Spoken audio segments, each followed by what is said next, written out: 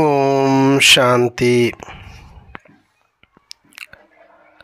ನಾವೆಲ್ಲ ಆತ್ಮರು ಭ್ರೂ ಮಧ್ಯದಲ್ಲಿ ಸ್ಮೃತಿ ಸ್ವರೂಪರಾಗುತ್ತಾ ನಾವಾತ್ಮರ ತಂದೆ ಪರಂಪಿತ ಶಿವಬಾಬರವರನ್ನು ಆಹ್ವಾನಿಸುತ್ತಾ ಪ್ರಜಾಪಿತ ಬ್ರಹ್ಮ ಜಗದಂಬಾ ಸರಸ್ವತಿ ಮೊಮ್ಮರವರನ್ನು ಸ್ಮೃತಿ ಮಾಡುತ್ತಾ ವಿಶೇಷವಾಗಿ ಬಾಬಾರವರು ಈ ದಿನ ಭಾನುವಾರ ಇರುವ ಕಾರಣ ಬ್ರಹ್ಮ ಭೋಜನ ಅಂದರೆ ಅವ್ಯಕ್ತ ಮುರಳಿಯನ್ನು ನಮಗೆ ಕೊಟ್ಟಿದ್ದಾರೆ. ಅವ್ಯಕ್ತ ಬಾಪ್ ದಾದಾರವರು ನುಡಿಸಿರುವ ಅವ್ಯಕ್ತ ಮಹಾವಾಕ್ಯದ ಕುರಿತಾಗಿ ಅದರಲ್ಲೂ ವಿಶೇಷವಾದ ವರದಾನವನ್ನು ಎಚ್ಚರಿಕೆ ರೂಪದಲ್ಲಿ ಕೊಟ್ಟಿದ್ದಾರೆ. ಆ ವರದಾನವನ್ನು ಸಂಕ್ಷಿಪ್ತವಾಗಿ ನಾವು ಚಿಂತನೆಯನ್ನು ಮಾಡೋಣ. ಈ ದಿನ ಬಾಬಾರವರು ಅವ್ಯಕ್ತ ಮುರಳಿಯಲ್ಲಿ ನಮಗೆ ವರದಾನವನ್ನು ಕೊಟ್ಟಿದ್ದಾರೆ. ಸಮಯವನ್ನು ಶಿಕ್ಷಕನನ್ನಾಗಿ ಮಾಡುವ ಬದಲು ತಂದೆಯನ್ನು ಶಿಕ್ಷಕನನ್ನಾಗಿ ಮಾಡಿಕೊಳ್ಳುವಂತಹ ಮಾಸ್ಟರ್ ರಚಯಿತ ಭವ. ಸಮಯವನ್ನು ಶಿಕ್ಷಕನನ್ನಾಗಿ ಮಾಡುವ ಬದಲು ತಂದೆಯನ್ನೇ ಶಿಕ್ಷಕನನ್ನಾಗಿ ಮಾಡಿಕೊಳ್ಳುವಂತಹ ಮಾಸ್ಟರ್ ರಚಯಿತ ಭವ. ಇದು ಬಹಳ ರಹಸ್ಯಯುಕ್ತವಾದ ಮತ್ತು ಗಂಭೀರವಾದ ವರದಾನವಾಗಿದೆ. ಇದನ್ನು ನಾವು ಬಹಳ ಜಾಗರೂಕತೆಯಿಂದ ಮತ್ತು ಬಹಳ ಗಂಭೀರವಾಗಿ ಈ ವರದಾನವನ್ನು ಪರಿಗಣಿಸಬೇಕಾಗತ್ತೆ. ಇಲ್ಲ ಅಂತಂದರೆ ಖಂಡಿತವಾಗಿಯೂ ಕೂಡ ನಾವು ಮುಂದೆ ಸಮಯವನ್ನು ಶಿಕ್ಷಕನನ್ನಾಗಿ ಮಾಡಿಕೊಂಡಾಗ ಪಶ್ಚಾತ್ತಾಪ ಬಿಟ್ಟರೆ ಅದಕ್ಕೆ ಬೇರೆ ಯಾವುದೇ ಅರ್ಥ ಉಳಿಯೋದಿಲ್ಲ. ಎಲ್ಲರೂ ಕೂಡ ಹೆಲ್ಪ್ಲೆಸ್ ಆಗಿರ್ತಾರೆ ಆ ಟೈಮಲ್ಲಿ. ಆಗ ನಮಗೆಲ್ಲವೂ ಕೂಡ ಹೋಪ್ಲೆಸ್ ಆಗ್ತೀವಿ. ಯಾಕಂದರೆ ಯಾವಾಗ ಸ್ವಯಂ ಪರಂಪಿತ ಪರಮಾತ್ಮ ಧರೆಯಲ್ಲಿ ಬಂದು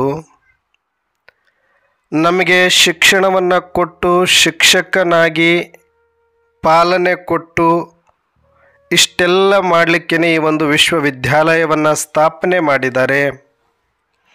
ಒಂದಲ್ಲ ಎರಡಲ್ಲ ಬರೋಬ್ಬರಿ 86 ವರ್ಷಗಳಿಂದ ನಿತ್ಯ ನಿರಂತರವಾಗಿ ಮುರಳಿ ಜ್ಞಾನದ ಮಹಾವಾಕ್ಯವನ್ನು ಕೊಡುವ ಸತ್ಯ ಶಿಕ್ಷಕನಾಗಿ ತನ್ನ ವೃತ್ತಿಯನ್ನು ನಿಭಾಯಿಸಿದ್ದಾರೆ. ಎಲ್ಲ ರೀತಿಯಲ್ಲೂ ಕೂಡ ಎಚ್ಚರಿಕೆಯನ್ನು ಕೊಡುವಂಥದ್ದು, ಸೂಚನೆಗಳನ್ನು ಕೊಡುವಂಥದ್ದು, ಮುಂದೆ ಬರುವಂಥ ಪರಿಸ್ಥಿತಿಗಳನ್ನು ಯಾವ ರೀತಿ ಎದುರಿಸಬೇಕನ್ನೋದನ್ನು ಕಲಿಸಿಕೊಡುವಂಥ ಒಂದು ಪಾಠಶಾಲೆ ಇದು ಈಶ್ವರೀಯ ವಿಶ್ವವಿದ್ಯಾಲಯವಾಗಿದೆ.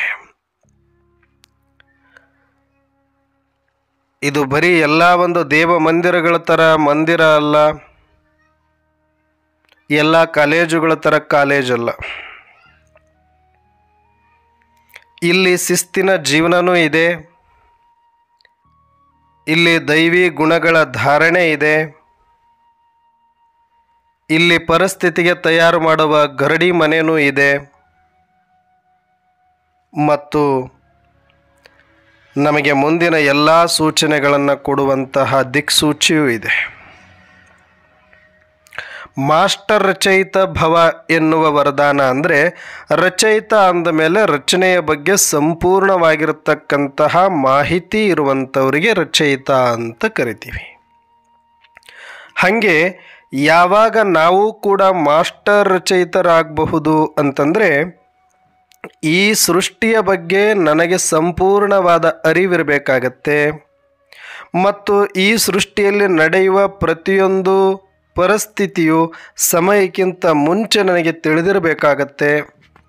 ಅದರ ಎಲ್ಲ ಆಗು ಹೋಗುಗಳು ನನಗೆ ಕಂಪ್ಲೀಟಾಗಿ ಮನದಟ್ಟಾಗಿರಬೇಕಾಗತ್ತೆ. ಈ ಸೃಷ್ಟಿಯ ನಾಟಕದಲ್ಲಿ ನಡೆಯುವಂತಹ ಯಾವುದೇ ಸನ್ನಿವೇಶಗಳು ಸಹ ನನಗೆ ಆಶ್ಚರ್ಯವನ್ನು ತರಿಸಬಾರದು. ಅಷ್ಟು ನಾನು ಎಲ್ಲವನ್ನ ಮುಂಚಿತವಾಗಿಯೇ ಆಲಿಸಿ ಯೋಚಿಸಿ ಅದನ್ನು ಸಾಕ್ಷಿಯಾಗಿ ನೋಡುವಷ್ಟು ಶಕ್ತಿಯನ್ನು ಪಡೆದಿರಬೇಕಾಗತ್ತೆ. ಅಂಥವರಿಗೆ ಮಾಸ್ಟರ್ ರಚಯಿತ ಅಂತ ಕರೆಯಲಾಗುತ್ತೆ. ಅಂದರೆ ಇಲ್ಲಿ ಏನು ನಡೀತಾ ಇದೆಯೋ ಅದು ಎಲ್ಲವೂ ಕೂಡ ಸರಿಯಾಗಿದೆ ಅನ್ನುವಂಥ ಸತ್ಯದ ಮೇಲೆ ನಿಶ್ಚಯ ಇರುತ್ತೆ ಮತ್ತು ಅದು ಯಾವ ರೀತಿ ನಡೆಯುತ್ತೆ ಅನ್ನುವಂತಹ ಮಾಹಿತಿನೂ ಕೂಡ ಮುಂಚೆಯೇ ಲಭ್ಯ ಇರುತ್ತೆ. ಅದನ್ನೇ ರಚಯಿತ ಮತ್ತು ರಚನೆಯ ಸಂಬಂಧ ಅಂತ ಕರೆಯೋದು.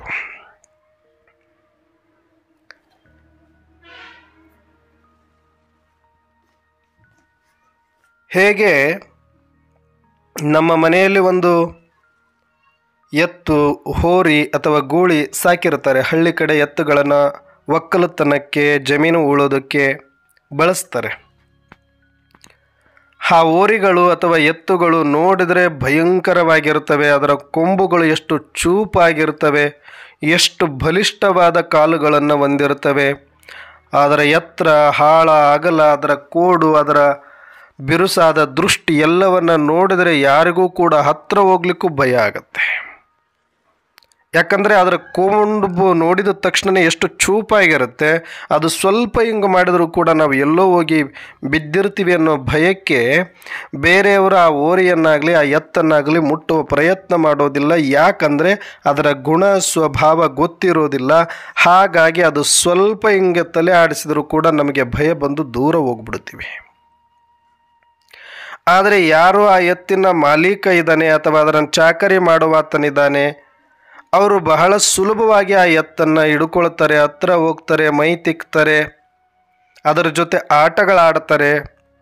ಅದೇ ಕೊಂಬಿದೆ, ಅದೇ ದೃಷ್ಟಿ ಇದೆ, ಅದೇ ಕೈಕಾಲು, ಅದೇ ಎತ್ತರ, ಅದೇ ಆಳ, ಆದರೆ ಅವರಿಗೆ ಭಯ ಆಗೋದಿಲ್ಲ. ಆದರೆ ನಾವು ನೋಡಿದಾಗ ನಮಗೆಲ್ಲರಿಗೂ ಕೂಡ ಭಯ ಆಗುತ್ತೆ. ಕಾರಣ ಇಷ್ಟೇ, ಅದರ ಗುಣ ಸ್ವಭಾವವನ್ನು ಅರ್ಥ ಮಾಡಿಕೊಂಡಿರ್ತಾನೆ. ಅದು ನೋಡಲಿಕ್ಕೆ ಎಷ್ಟೇ ಭಯಂಕರವಾಗಿದ್ದರೂ ಕೂಡ ಅದರಲ್ಲಿ ಎಷ್ಟು ಒಳ್ಳೆಯ ಗುಣಗಳಿದೆ, ಅದು ಎಷ್ಟು ಸಾಧು ಇದೆ ಮತ್ತು ಅದು ಎಷ್ಟೂ ಕೂಡ ಮನುಷ್ಯನಿಗೆ ಹಚ್ಚಿಕೊಂಡಿದೆ ಅನ್ನುವಂಥದ್ದು ಅಲ್ಲಿ ಅದು ಪಳಗಿಸಿದಾತನಿಗೆ, ಅದರ ಜೊತೆ ಇದ್ದಾತನಿಗೆ, ಅದರ ಸಂಬಂಧದಲ್ಲಿ ಬಂದಾತನಿಗೆ, ಅದರ ಗುಣ ಸ್ವಭಾವ ಗೊತ್ತಿದ್ದಾತನಿಗೆ ಆತ ಯಾವುದೇ ಭಯವಿಲ್ಲದೆ ನಿರ್ಭಯವಾಗಿ ಹೋಗಿ ಅದನ್ನು ಮುಟ್ಟುತ್ತಾನೆ, ಅದರ ಜೊತೆ ಆಟನೂ ಆಡ್ತಾನೆ, ಉಳುಮೆನೂ ಮಾಡ್ತಾನೆ. ಆದರೆ ಅದೇ ಸ್ವಭಾವ ಸರಿಯಿಲ್ಲ, ಇದು ಸ್ವಲ್ಪ ಹಿಂದೆ ಬಂದರೆ ಒದೆಯುತ್ತೆ, ಇಲ್ಲ ಅದು ನೀರು ಕುಡಿಯುವಾಗ ನೋಡಿದರೆ ಹತ್ರ ಹೋದರೆ ಅದು ಆಯುತ್ತೆ. ಅದಕ್ಕೂ ಕೂಡ ಕೆಲವೊಂದು ಬಲಹೀನತೆಗಳು, ಕೆಲವೊಂದು ಅದಕ್ಕೂ ಕೂಡ ಯಾವುದೋ ಒಂದು ರೀತಿಯಲ್ಲಿ ಕೆಟ್ಟ ಗುಣಗಳು, ಕೆಟ್ಟ ವರ್ತನೆಗಳು ಇರುತ್ತೆ ಅನ್ನೋದು ಗುಣ ಸ್ವಭಾವ ಗೊತ್ತಿದ್ದರೆ ಅಂಥ ಸಮಯದಲ್ಲಿ ಅವರು ಅದರ ಹತ್ರಕ್ಕೆ ಹಾಯೋದಿಲ್ಲ. ಅಂದರೆ ಕಂಪ್ಲೀಟಾಗಿ ಅದರ ಗುಣ ಮತ್ತು ಅವಗುಣಗಳೆಲ್ಲವನ್ನು ಅರಿತಾತ ಅದನ್ನು ಪಳಗಿಸ್ತಾನೆ. ಹಾಗೆ ಈ ಸೃಷ್ಟಿಯಲ್ಲಿ ನಡೆಯುವಂಥದ್ದೆಲ್ಲವೂ ಕೂಡ ನಮ್ಮ ಪರವಾಗಿ ಇರಬೇಕಂತ ಏನೂ ಇಲ್ಲ. ಎಲ್ಲವೂ ಕೂಡ ಅದರ ಗುಣ ಸ್ವಭಾವಕ್ಕೆ ತಕ್ಕಂತೆ ಇಲ್ಲಿ ಡ್ರಾಮಾ ನಡೀತಾ ಇದೆ. ಆದರೆ ಮುಂದೆ ನಡೆಯುವಂಥ ಈ ಸೃಷ್ಟಿಯ ಕೆಲವೊಂದು ಸನ್ನಿವೇಶಗಳನ್ನು ನೋಡಿ ನಾವು ಗಾಬರಿ ಆಗ್ತೀವಿ, ಭಯಗೊಳ್ತೀವಿ, ಏನಾಗ್ಬಿಡುತ್ತೋ ಅನ್ನುವಂಥ ರೀತಿಯಲ್ಲಿ ನಾವು ಗದ್ಗದಿತರಾಗ್ಬಿಡ್ತೀವಿ.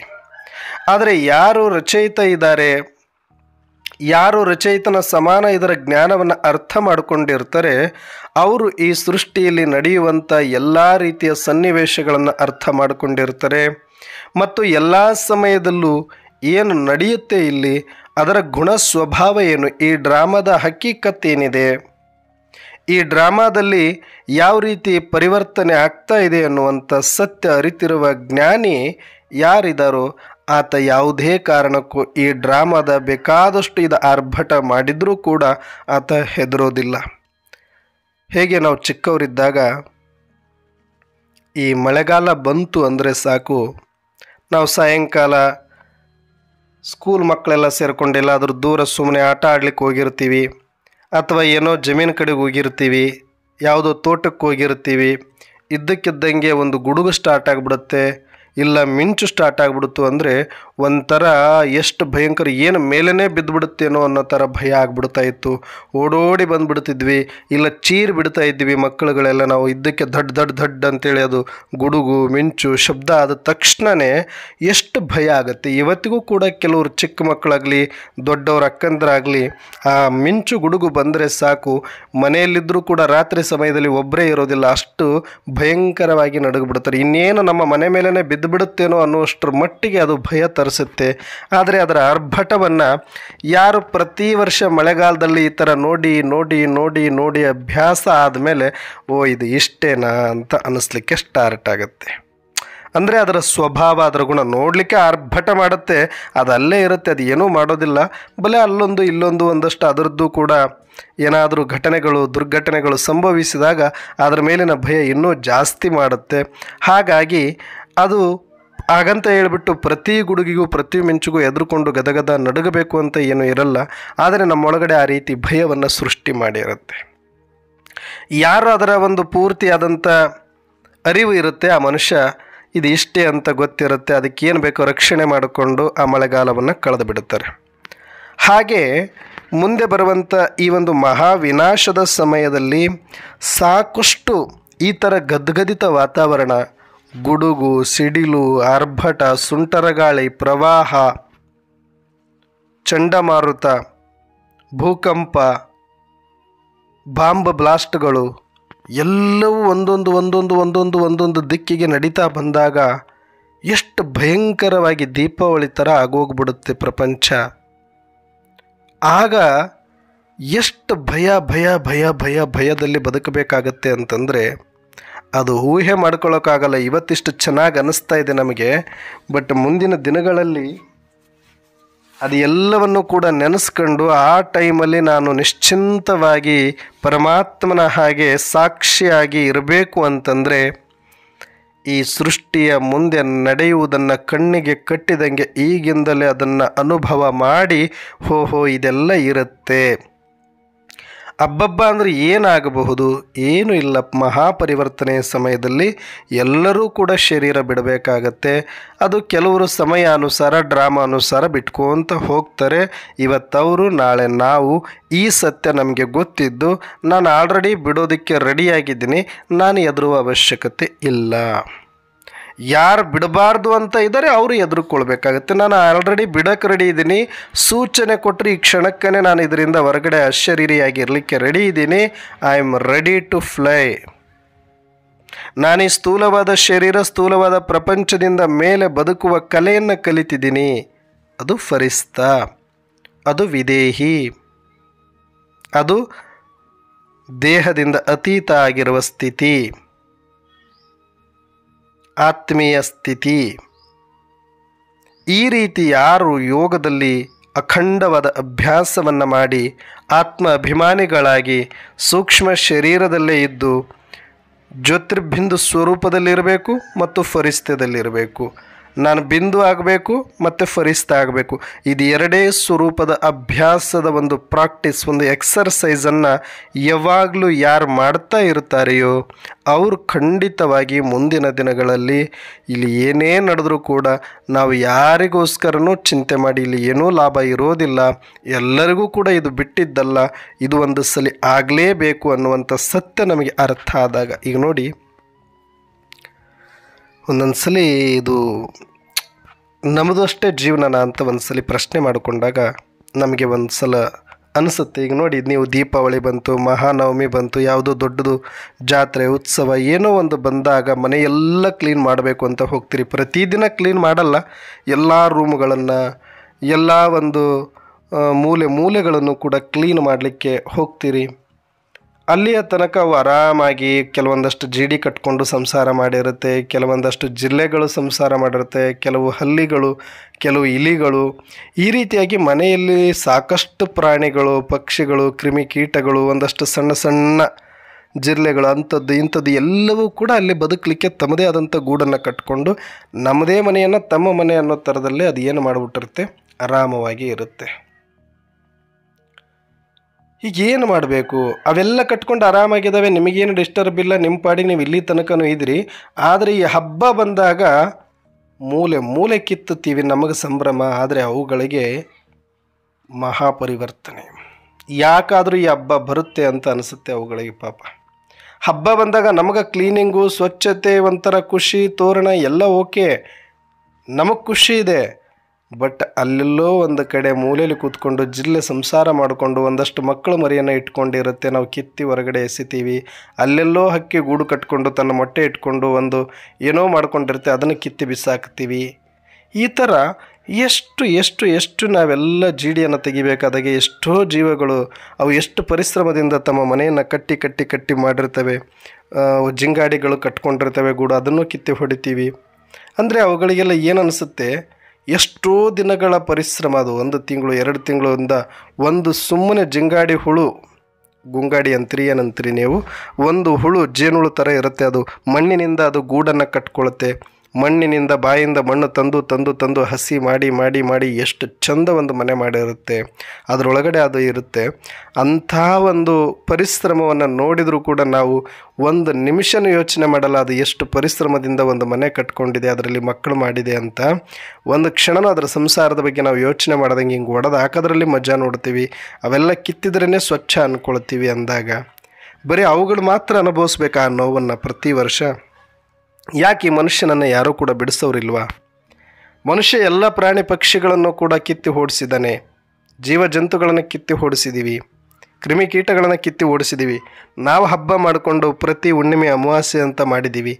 ಒಂದು ಸಲ 5000 ವರ್ಷಕ್ಕೊಮ್ಮೆ ಪ್ರಕೃತಿನೂ ಹಬ್ಬ ಮಾಡ್ತಾ ಇದೆ, ಅದರಲ್ಲಿ ನಮ್ಮನ್ನು ಕೂಡ ನೋಡಲ್ಲ. ನಾವು ಹೆಂಗೆ ಜಿಲ್ಲೆಗಳನ್ನು ಕೂಡ ನೋಡ್ಕೊಂಡು ಕೂತ್ಕೊಂಡ್ರೆ ಹಬ್ಬ ಆಗಲ್ವೋ, ಹಾಗೆ ಈ ಮನುಷ್ಯರುಗಳು ಅಂತ ನೋಡ್ಕೊಂಡು ಕೂತ್ಕೊಂಡ್ಬಿಟ್ರೆ ಅದಕ್ಕೂ ಕೂಡ ಮಹಾಪರಿವರ್ತನೆ ಮಾಡಿಕೊಂಡು ಪವಿತ್ರ ಆಗಲಿಕ್ಕೆ ಆಗಲ್ಲ, ಸತ್ಯುಗದ ತೋರಣ ಕಟ್ಟಲಿಕ್ಕೆ ಆಗಲ್ಲ, ಸಂಭ್ರಮ ಪಡಲಿಕ್ಕೆ ಆಗೋಲ್ಲ. ಅದಕ್ಕೆ ಹೆಂಗೆ ನಾವು ಈ ಸಮಯದಲ್ಲಿ ಜಿಡಿ ಗುಡಿಸುವಾಗ ಎಲ್ಲ ಜಿಲ್ಲೆಗಳನ್ನು ಮುಖಾಮುಲಾಜಿಲ್ದಂಗೆ ಕಿತ್ತಿ ಹೊರಗೆ ಬಿಸಾಕ್ತೀವಿ ಕಸದ ಥರ, ಹಾಗೆ ಪ್ರಕೃತಿ ಒಂದು ಸಲ 5000 ವರ್ಷಕ್ಕೆ ನಮ್ಮನ್ನು ಮುಖ ಮುಲಾಜಿ ನೋಡದೆ ಜೀಡಿ ಥರ ನಿಮ್ಮದಲ್ಲದ ಮನೆಯಲ್ಲಿ ಬಂದು ಗೂಡು ಕಟ್ಕೊಂಡು ನಂದು ನಂದು ಅಂತ ಕೂತ್ಕೊಂಡಿದ್ದೀರಲ್ಲ, ಇದು ನಿಂದು ಅಲ್ಲ, ನಿಮ್ಮ ಅಪ್ಪಂದು ಅಲ್ಲ, ನಡೀರಿ ಅಂತ ಕೆಳಗೆ ಕಸದ ಥರ ನಮ್ಮನ್ನು ಈ ಪ್ರಕೃತಿ ಸಮಯ ಬಿಸಾಕಿದಾಗ ನಮ್ಮ ಬದುಕು ಬೀದಿಗೆ ಬಂದು ಬಿದ್ದಿರುತ್ತೆ. ಅವತ್ತು ನಮಗನ್ಸುತ್ತೆ, ಅಯ್ಯೋ ನಾವು ಪ್ರತಿ ವರ್ಷ ಹಬ್ಬ ಮಾಡಿದಾಗ ಎಷ್ಟೆಲ್ಲ ಕ್ರಿಮಿಕೀಟಗಳು, ಜಿರಳೆಗಳು, ಎಷ್ಟೋ ಪ್ರಾಣಿಗಳು, ಪಕ್ಷಿಗಳು ನಮ್ಮಿಂದ ಇಷ್ಟೆಲ್ಲ ದುಃಖವನ್ನು ಅನುಭವಿಸಿರ್ತವೆ ಅನ್ನೋದು ಮನುಷ್ಯ ಒಂದು ಸಲ ಆದರೂ ಅದನ್ನು ಅನುಭವ ಮಾಡಲಿ. ಪ್ರಾಣಿ ಪಕ್ಷಿಗಳ ಮೇಲೆ ಒಂದಷ್ಟು ದಯನೂ ಇರೋದಿಲ್ಲ ನಮಗೆ. ಬಲೆ ಇದು ಸೃಷ್ಟಿ ನಿಯಮ, ಏನು ಮಾಡೋಕ್ಕಾಗಲ್ಲ. ನಾನು ಬದುಕಬೇಕು ಅಂದರೆ ಅವುಗಳನ್ನು ಸರಿಸ್ಬೇಕು. ಹಾಗೆ ಪ್ರಕೃತಿಗೆ ಸ್ವಚ್ಛ ಆಗಬೇಕು, ಪುನರಾವರ್ತನೆ ಆಗಬೇಕು ಅಂದರೆ ನಮ್ಮನ್ನು ಇಲ್ಲಿಂದ ಜಾಗ ಖಾಲಿ ಮಾಡಿಸ್ಬೇಕಾಗಿದೆ. ಇದು ಆ್ಯಸ್ ಇಟ್ ಈಸ್ ಸೇಮು. ಅದಕ್ಕೂ ಜೀವಕ್ಕೆ ಜೀವನೇ, ಅಷ್ಟು ಸಣ್ಣ ಜೀವ ಅಂತಲೂ ನಾವು ಅದರ ಮೇಲೆ ದಯೆ ತೋರಿದಿರ ಅದೇನು ನಮಗೆ ಭಾರ ಆಗಿರೋದಿಲ್ಲ, ಅದನ್ನು ಕಿತ್ತಿ ಬಿಸಾಕ್ತೀವಿ. ಕಸ ಇದು ನಮಗೆ ಅಲಂಕಾರಕ್ಕೆ, ನಮ್ಮ ಮನೆಗೆ ಇದು ಒಂದು ಅವಲಕ್ಷಣ ಅನ್ನೋ ಥರದಲ್ಲಿ. ಹಾಗೆ ಈಗ ಮನುಷ್ಯ ಎಷ್ಟು ಅವಲಕ್ಷಣ ಆಗಿರಬೇಡ ಹೇಳಿ. ಆ್ಯಕ್ಚುಲಿ ಯಾವ ಪ್ರಾಣಿ ಪಕ್ಷಿ ಜಿಲ್ಲೆ ಯಾವ ಕ್ರಿಮಿಕೀಟಗಳು ಕೂಡ ಕೆಟ್ಟದ್ದನ್ನು ಯೋಚನೆ ಮಾಡಲಿಲ್ಲ, ಈರ್ಷ್ಯ ದ್ವೇಷ ಮಾಡಲಿಲ್ಲ, ಬಲಾತ್ಕಾರಗಳನ್ನು ಮಾಡಲಿಲ್ಲ, ಅಸೂಯೆ ಪಡಲಿಲ್ಲ. ಆದರೆ ಅವುಗಳನ್ನು ನಾವೇನು ಅಂದ್ಕೊತೀವಿ, ನಮ್ಮ ಮನೆಗೆ ಅದು ಅಶುಭ ಅಂದ್ಕೊಳ್ತೀವಿ, ಕಸ ಅಂದ್ಕೊಳ್ತೀವಿ. ಹಾಗೆ ನಾವು ಬಣ್ಣ ಬಣ್ಣ ಹಚ್ಕೊಂಡು ಮಿಂಚೋ ಥರ ಮನೆಗಳನ್ನು ಇಟ್ಕೊಂಡು ಅವುಗಳನ್ನು ನಾವು ಶೃಂಗಾರ ಅಲ್ಲ, ಇವು ಸುಮ್ಮನೆ ನಮ್ಮ ಮನೆಯನ್ನು ಹಾಳು ಮಾಡ್ತವೆ ಅಂತ ಅಂದ್ಕೊಳ್ತೀವಿ. ಹಾಗೆ ಪ್ರಕೃತಿ ಒಂದು ಸಲ ಯೋಚನೆ ಮಾಡಿದ್ರೆ ನಿಜಕ್ಕೂ ಅವುಗಳಿಗಿಂತ ಮನುಷ್ಯ ಇವತ್ತು ಎಷ್ಟು ಕೆಟ್ಟೋಗಿದ್ದಾನೆ, ಕೊಳತೋಗಿದ್ದಾನೆ, ದುರ್ಗಂಧ ಹೊಡಿತಾ ಇದ್ದಾನೆ ಅಂತಂದರೆ ನಿಜಕ್ಕೂ ಕೂಡ ಎಷ್ಟು ಈರ್ಷ್ಯೆ ಇದೆ ಒಳಗಡೆ, ದ್ವೇಷ ಇದೆ, ಅಸೂಯೆ ಇದೆ, ಕೆಡುಕುತನ ಇದೆ, ವಿಕಾರಗಳಿದೆ. ತಿನ್ನೋದೇನು, ಕುಡಿಯೋದೇನು, ಬೇಕಾಬಿಟ್ಟಿ ಆಡೋದೇನು, ಈ ಸೃಷ್ಟಿನ ಹಾಳು ಮಾಡಿದ್ದೇನು, ಎಷ್ಟು ಮಲಿನವಾಗಿರ್ತಕ್ಕಂಥ ಮನುಷ್ಯನ ವಿಚಾರಗಳಿಂದ ಇವತ್ತು ಎಷ್ಟು ವಾತಾವರಣ ಬಿಸಿಯಾಗಿ ಹೋಗಿದೆ, ಎಷ್ಟು ವಾತಾವರಣ ತಮೋ ಪ್ರಧಾನವಾಗಿದೆ, ಎಷ್ಟು ರಾಗದ್ವೇಷದಿಂದ ಅಶಾಂತಿಯಿಂದ ಕೂಡಿಸಿಬಿಟ್ಟಿದ್ದಾನೆ ಈ ಮನುಷ್ಯ. ಈ ಸೃಷ್ಟಿಗೆ ಮನುಷ್ಯನೇ ಒಂದು ಕಳಂಕ ಆಗಿಬಿಟ್ಟಿದ್ದಾನೆ, ಅಶುಭ ಆಗಿದ್ದಾನೆ ಅಂತ ತಿಳ್ಕೊಂಡೆ ಈಗ ಅದು ಒಂದು ಸಲ ನಮ್ಮನ್ನು ಗುಡಿಸಿ ಬಿಸಾಕತ್ತೆ. ಆಮೇಲೆ ಮತ್ತೆ ಸ್ವಚ್ಛವಾಗತ್ತೆ, ಮತ್ತೆ ತೋರಣ ಕಟ್ಟತ್ತೆ, ಮತ್ತೆ ಸತ್ಯುಗದ ಹೊಸ ವರ್ಷದ ಹೊಸ ಹಬ್ಬ, ನಿಜವಾದ ಮಹಾನವಮಿ ಅಲ್ಲಿಂದ ಆರಂಭ ಆಗತ್ತೆ, ವಿಜಯದಶಮಿ ಅಲ್ಲಿಂದ ಆರಂಭ ಆಗತ್ತೆ ಅಂತ ನಾವು ಅಂದ್ಕೊಳ್ಬೋದು. ಇಷ್ಟೇ ಸಿಂಪಲ್ಲಾಗಿ ನಡೆಯುವಂಥದ್ದು ಮುಂದಿನ ದಿನಗಳಲ್ಲಿ. ಆದರೆ ಆ ಸಮಯದಲ್ಲಿ ನಾನು ಅಯ್ಯೋ ಅಂದರೂ ಇಲ್ಲ, ಅಪ್ಪ ಅಂದರೂ ಇಲ್ಲ. ಇದು ನಡಿಲೇಬೇಕು. ಇಷ್ಟು ಸಹಜವಾಗಿ ನಾವು ಇದನ್ನು ತಿಳ್ಕೊಳ್ಬೇಕು. ವಿನಾಶ ಅಂದ ತಕ್ಷಣ ಬೇರೆ ಏನೋ ದೊಡ್ಡ ದೊಡ್ಡ ಅರ್ಥಗಳಲ್ಲಿ ಇದೇನೋ ಪಾಪ ಮಾಡಿಬಿಟ್ವಿ, ಹಿಂಗಾಗ್ಬಿಡ್ತು, ಅದೇನೋ ಹಂಗಾಗ್ಬಿಡ್ತು, ಸುಮ್ಮನೆ ಕನೆಕ್ಷನ್ ಕೊಟ್ಕೋಂತ ಭಯ ಪಟ್ಕೋಂತ ಕೂಡಿಸ್ತಾರೆ. ಅಂದರೆ ಏನಿದೆ ಇದರಲ್ಲಿ? ಇದು ಇಷ್ಟು ನಡೆಯೋದಪ್ಪ ಸೃಷ್ಟಿಯಲ್ಲಿ. ನಾವಿಲ್ಲಿ ತನಕ ಪ್ರತಿ ಹಬ್ಬಗಳಲ್ಲಿ ಮುಖ ಮುಲಾಜಿಲ್ದಂಗೆ ಎಲ್ಲ ಪ್ರಾಣಿ ಪಕ್ಷಿ ಕೀಟಗಳಿಗೆ ನಾವು ಕೊಟ್ಟಿದ್ದೀವಿ ಕಾಟ. ಒಂದು ಸಲ ನಾವು ಅದರದ್ದು ಎಕ್ಸ್ಪೀರಿಯನ್ಸ್ ಮಾಡಬೇಕಲ್ಲ. ಯಾವುದೋ ಒಂದು ಸಣ್ಣದ ಜಿಲ್ಲೆ ಇರುತ್ತೆ, ಧುಬೋ ಅಂತ ಒಂದು ಬಕೆಟ್ ನೀರು ಸುರಿತೀವಿ ಅದ್ರ ಮೇಲೆ. ಯಾವುದೋ ಒಂದು ಸಣ್ಣ ಕ್ರಿಮಿ ನೀರಲ್ಲಿ ಬೀಳುತ್ತೆ, ಒಂದು ಇರುವೆನ, ಅದನ್ನು ಎತ್ತಿ ಹಾಕೋದಿಲ್ಲ, ಇನ್ನೂ ಸುರುತ್ತೀವಿ, ಇನ್ನೇನೋ ಮಾಡಿಬಿಡ್ತೀವಿ. ಅಂದರೆ ಒಂದು ಸಣ್ಣ ಸಣ್ಣ ಜೀವರಾಶಿಗಳಿಗೂ ಕೂಡ ಅದು ಎಷ್ಟು ನೋವಾಗಬೇಡ, ಅದಕ್ಕೂ ಕೂಡ ಒಂದು ನೋವು ಅನ್ನೋದಾಗುತ್ತಲ್ಲ ಜೀವ ಇದೆ ಅಂದಮೇಲೆ. ಹಾಗೆ ನಾವು ಕೂಡ ಅದನ್ನು ಒಂದು ಸಲ ಎಕ್ಸ್ಪೀರಿಯನ್ಸ್ ಮಾಡಬೇಕಲ್ಲ. ಈ ಪಾತ್ರದಲ್ಲಿ ಇದ್ದಾಗ ನಾವು ಎಷ್ಟೆಲ್ಲ ದಬ್ಬಾಳಿಕೆ ಮಾಡಿರ್ತೀವಿ ಇಷ್ಟೆಲ್ಲ ಪ್ರಾಣಿ ಪಕ್ಷಿ ಕೀಟಗಳ ಮೇಲೆ. ನಮ್ಮದೇ ಇದು ಸಾಮ್ರಾಜ್ಯ ಅಂದ್ಕೊಂಡು, ನಮ್ಮ ಸೈಟ್ಗಳಂತೇಳಿ ಅದ್ರ ಮೇಲೆ ಹೆಸರುಗಳು ಹಾಕ್ಕೊಂಡು, ಬೌಂಡ್ರಿಗಳು ಹಾಕ್ಕೊಂಡು, ನಮ್ಮದೇ ಬಿಲ್ಡಿಂಗ್ಗಳನ್ನು ಕಟ್ಕೊಂಡು, ಇದು ನನ್ನ ಬಿಲ್ಡಿಂಗು, ಇದು ನನ್ನ ಮನೆ, ಇದು ನನ್ನ ಕಾರು, ಎಷ್ಟು ಭ್ರಮೆಯಲ್ಲಿ ಬಂದುಬಿಟ್ಟಿದ್ದೀವಿ. ಇದು ಯಾವುದು ನಮ್ಮದಿದೆ ಇದರಲ್ಲಿ? ಭೂಮಿ ನಮ್ಮದ, ನೀರು ನಮ್ಮದ, ಗಾಳಿ ನಮ್ಮದ, ಬೆಂಕಿ ನಮ್ಮದ, ಆಕಾಶ ನಮ್ಮದ. ಈ ಸೃಷ್ಟಿ ಯಾವುದು ನಮ್ಮದಲ್ಲ, ಅದು ಯಾವುದಕ್ಕೂ ನಾವು ಮಾಲೀಕರಲ್ಲ. ಆದರೆ ಬೋರ್ಡ್ಗಳು ಹಾಕ್ಕೊಂಡು ಇದು ನಂದು, ಈ ಭೂಮಿ ನಂದು, ಈ ಭೂಮಿ ನಂದು, ಈ ಜಮೀನು ನಂದು, ಈ ಸೈಟ್ ನಂದು. ಎಷ್ಟು ದುರಹಂಕಾರ, ಎಷ್ಟು ಅಹಂಕಾರ, ಎಷ್ಟು ಬಾಲಿಶತನ ಇದು! ನಿಜಕ್ಕೂ ಇದು ಅಜ್ಞಾನದ ಪರಮಾವಧಿಗೆ ಇವತ್ತು ಮನುಷ್ಯ ಮುಟ್ಟುಬಿಟ್ಟಿದ್ದಾನೆ. ಬಲೆ ವ್ಯಾವಹಾರಿಕವಾಗಿ ಇಲ್ಲಿ ಇಟ್ಕೊಳ್ಬೇಕಾಗತ್ತೆ, ಇಟ್ಕೊಂಡಿದ್ದಾನೆ ನಿಜ, ಆ ಬುದ್ಧಿವಂತಿಕೆ ಕೊಟ್ಟಿದ್ದಾನೆ ಅಂತ. ಆದರೆ ಇಲ್ಲಿ ಎಷ್ಟು ಸುಂದರವಾಗಿ ವಿಶಾಲವಾದ ಪ್ರಪಂಚದಲ್ಲಿ ಪ್ರಾಣಿ ಪಕ್ಷಿ ಕೀಟ ಎಷ್ಟು ಚೆನ್ನಾಗಿ, ಯಾವ ಮರನೂ ನಂದು ಅಂದ್ಕೊಳ್ಳಿಲ್ಲ, ಯಾವ ಊರು ನಂದು ಅಂದ್ಕೊಳ್ಳಿಲ್ಲ, ಯಾವ ಕೆರೆ ನಂದು ಅಂದ್ಕೊಳ್ಳಿಲ್ಲ. ಎಲ್ಲಿ ಆಹಾರ ಸಿಗುತ್ತೋ ಅಲ್ಲಿಗೆ ಹೋಗಿ ಎಷ್ಟು ಚಂದ ನೀರು ಕುಡಿದು ಅವು ಕೂಡ ಇವತ್ತಿಗೂ ಎಲ್ಲೋ ಒಂದು ಕಡೆ ಗೂಡು ಕಟ್ಕೊಂಡು ಬದುಕನ್ನು ಮಾಡುತ್ತಿದ್ದಾವೆ. ಆದರೆ ಮನುಷ್ಯ ಮಾತ್ರ ಇಷ್ಟು ಸೀಮಿತ ಸಂಕುಚಿತ ಬದುಕಿನಲ್ಲಿ ಬಂದು ನಾನು ನಂದು ಅಂತ ಸತ್ಯ ಹೋಗಿಬಿಡುತ್ತಾನೆ. ಜೀವನ ಅನುಭವ ಮಾಡಲಿಕ್ಕೇ ಆಗೋದಿಲ್ವಲ್ಲ. ಇದು ಎಷ್ಟು ಕಲಿಯುಗದ ಒಂದು ದುರಂತ ಅಂತ ಒಂದು ಸಲ ಒಬ್ಬ ಜ್ಞಾನಿಯಾಗಿ ಯೋಚನೆ ಮಾಡಿದರೆ ನಮಗೇನೆ ಪಶ್ಚಾತ್ತಾಪ ಆಗತ್ತೆ. ನಾವೇ ಮೂಗಿಡ್ಕೊಂಡು ಒಡ್ಕೊಳ್ಬೇಕು ಅನಿಸುತ್ತೆ. ಅಷ್ಟು ಇವತ್ತು ನಾವು ಅಜ್ಞಾನದಲ್ಲಿ, ಕೀಳಿರಿಮೆಯಲ್ಲಿ, ಒಂದು ಸಣ್ಣತನದಲ್ಲಿ ಬಂದುಬಿಟ್ಟಿದ್ದೀವಿ ಅಂತ ನಮಗೆ ಅನಿಸುತ್ತೆ. ಆದರೆ ಯಾವಾಗ ಈಗಲಾದರೂ ಕೂಡ ಪರಮಾತ್ಮ ತಂದೆ ಬಂದು ಬಿಟ್ಟು ಬಿಡಿ ಇದೆಲ್ಲ ಹುಚ್ಚುತನ, ಈ ದೇಹ ನಿಂದಲ್ಲ, ಮೊದಲನೇ ಮಾತು, ಈ ಜಾಗ ಈ ಮನೆ ನಿಂದು ಅನ್ನೋದಿರಲಿ, ಈ ದೇಹನೇ ನಿಂದಲ್ಲ. ಯಾಕಿದೆಲ್ಲ ನಂದು ನಂದು ಅಂತ ಬಡದಾಡ್ತಿ? ಈ ಸಂಬಂಧಗಳು ಇವರು ಯಾರು ನಿನ್ನವರಲ್ಲ, ಅದಕ್ಕೂ ಬಡದಾಡಕ್ಕೆ ಹೋಗಬೇಡ ಜಾಸ್ತಿ. ಈ ಸಂಪತ್ತು ನಿಂದಲ್ಲ, ಅದಕ್ಕೂ ಬಡದಾಡಬೇಡ. ಎಷ್ಟು ಬಡದಾಡಿ ಬಡದಾಡಿ ಬಡದಾಡಿ ಬಡದಾಡಿ ಏನು ಮಾಡ್ಕೊಂಡಿದೀಯ ನೀನು? ಬಿಟ್ಟು ಬಿಡು. ಯಾವುದು ನೀನಾಗಿದೆಯಾ ಅದನ್ನು ಅರ್ಥ ಮಾಡ್ಕೊಳ್ದಿರ, ಯಾವುದು ನಿನ್ನ ಮನೆ ಇದೆ ಅದ್ರ ಮೇಲೆ ಅಭಿಮಾನ ಇಲ್ದಿರ, ಯಾರು ನಿನ್ನ ತಂದೆ ಆಗಿದ್ದಾರೆ ಅವರನ್ನೂ ಕೂಡ ನೀನಿವತ್ತು ಸ್ಮರಿಸ್ದಿರ, ಎಷ್ಟು ನಿನ್ನದಲ್ಲದ ಒಂದು ಅಧಿಕಾರವನ್ನು ನೀನು ಚಲಾಯಿಸಿ ಇವತ್ತಷ್ಟು ದುಃಖದಲ್ಲಿ ಮುಳುಗೋಗಿದೆಯಾ ಮನುಷ್ಯನೇ. ಬಿಟ್ಟು ಬಿಡು ಮಗು. ಈಗಲಾದರೂ ಅರಿವನ್ನು ತಂದುಕೋ, ಎಚ್ಚರ ಆಗು, ಮಲ್ಕೋಬೇಡ. ಪರಿಸ್ಥಿತಿ ಇಲ್ಲಿ ತನಕ ಇದ್ದಂಗಿನ ಮುಂದೆ ಇರೋದಿಲ್ಲ. ಯಾವಾಗ ಬೇಕಾದರೂ ಪೊರಕೆ ಹಿಡ್ಕೊಂಡು ಮನೆ ಒಡತಿ ಬಂದಂಗೆ ಬಂದು ಜಿಡಿ ಕಿತ್ತಿ ಬಿಸಾಕದಂಗೆ ಬಿಸಾಕಿ ಬಿಡಬಹುದು. ಮೊನ್ನೆ ಒಂದು ಪ್ರವಚನದಲ್ಲೂ ಕೂಡ ಈ ಉದಾಹರಣೆ ಹೇಳಿದ್ದೆ. ಒಂದು ಹಕ್ಕಿ ಒಬ್ಬ ಸಾಹುಕಾರನ ಮನೆಯಲ್ಲಿ ಬಂಕದಲ್ಲಿ ಗೂಡು ಕಟ್ಟಿತ್ತಂತೆ. ಆ ಮನೆಯ ಮಾಲಕ್ತಿ ಗೌಡತಿ ಹೀಗೆ ಹಬ್ಬ ಬಂತು, ಹಾಳುಗಳಿಗೆ ಹೇಳಿ ಎಲ್ಲ ಜಿಡಿ ಕಸ ಗೂಡಿಸ್ಲಿಕ್ಕೆ ಹೇಳಿದ್ಲು. ಹೊರಗಡೆ ಬಂದು ನೋಡುತ್ತಾಳೆ, ಬಂಕದ ಒಂದು ಮೂಲೆಯಲ್ಲಿ ಒಂದು ಹಕ್ಕಿದು ಗೂಡು ಇರುತ್ತೆ. ಅವರೆಲ್ಲ ಒಂದು ಕಡೆಯಿಂದ ಗೂಡಿಸ್ಕೊಂಡು ಅವರೆಲ್ಲ ಆಳುಗಳು ಬರ್ತಾ ಇದ್ದರೆ ಈ ಅಮ್ಮ ಮನೆ ಗೌಡತಿ ಈ ಹಾಳಾದ ಹಕ್ಕಿ ಬಂದು ಇಲ್ಲೇ ಗೂಡು ಕಟ್ಟೈತಿ ಅಂತ ಬಡ ಬಡ ಬಂದದ್ದೇ ಹಿಂದೆ ಯೋಚನೆ ಮಾಡಲಿಲ್ಲ, ಮುಂದೆ ಯೋಚನೆ ಮಾಡಲಿಲ್ಲ. ಆ ಗೂಡನ್ನು ಕಿತ್ತಿ ರಸ್ತೆಗೆ ಎಸೆದು ಬಿಡ್ತಾಳೆ. ನಿಜಕ್ಕೂ ಎಷ್ಟು ಆಶ್ಚರ್ಯ ಅನಿಸುತ್ತೆ ಅಂದರೆ, ಈ ಮನುಷ್ಯ ಎಷ್ಟು ಸಣ್ಣತನದಲ್ಲಿ ಸಣ್ಣವನಾಗ್ಬಿಟ್ಟಿದ್ದೀವಿ ನಾವಂತ ಭಾಳ ಬೇಜಾರಾಗುತ್ತೆ ನೆನೆಸ್ಕೊಂಡ್ರೆ. ಸುಮ್ಮನೆ ಮಾತಾಡ್ತೀವಿ ನಾವು ದೊಡ್ಡ ದೊಡ್ಡ ಮಾತುಗಳನ್ನು, ದಯ, ಕ್ಷಮೆ ಅವೆಲ್ಲ. ಬಟ್ ಎಷ್ಟು ನಾವು ಗದಾ ಪ್ರಹಾರ ಮಾಡ್ತೀವಿ ಅಂತಂದರೆ ಆ ಹಕ್ಕಿ ಸುಮ್ಮನೆ ಬಂದು ಎಲ್ಲೋ ಒಂದು ಮೂಲೆಗೆ, ಅದು ಎಷ್ಟು ಸುಂದರವಾದ ಗೂಡು.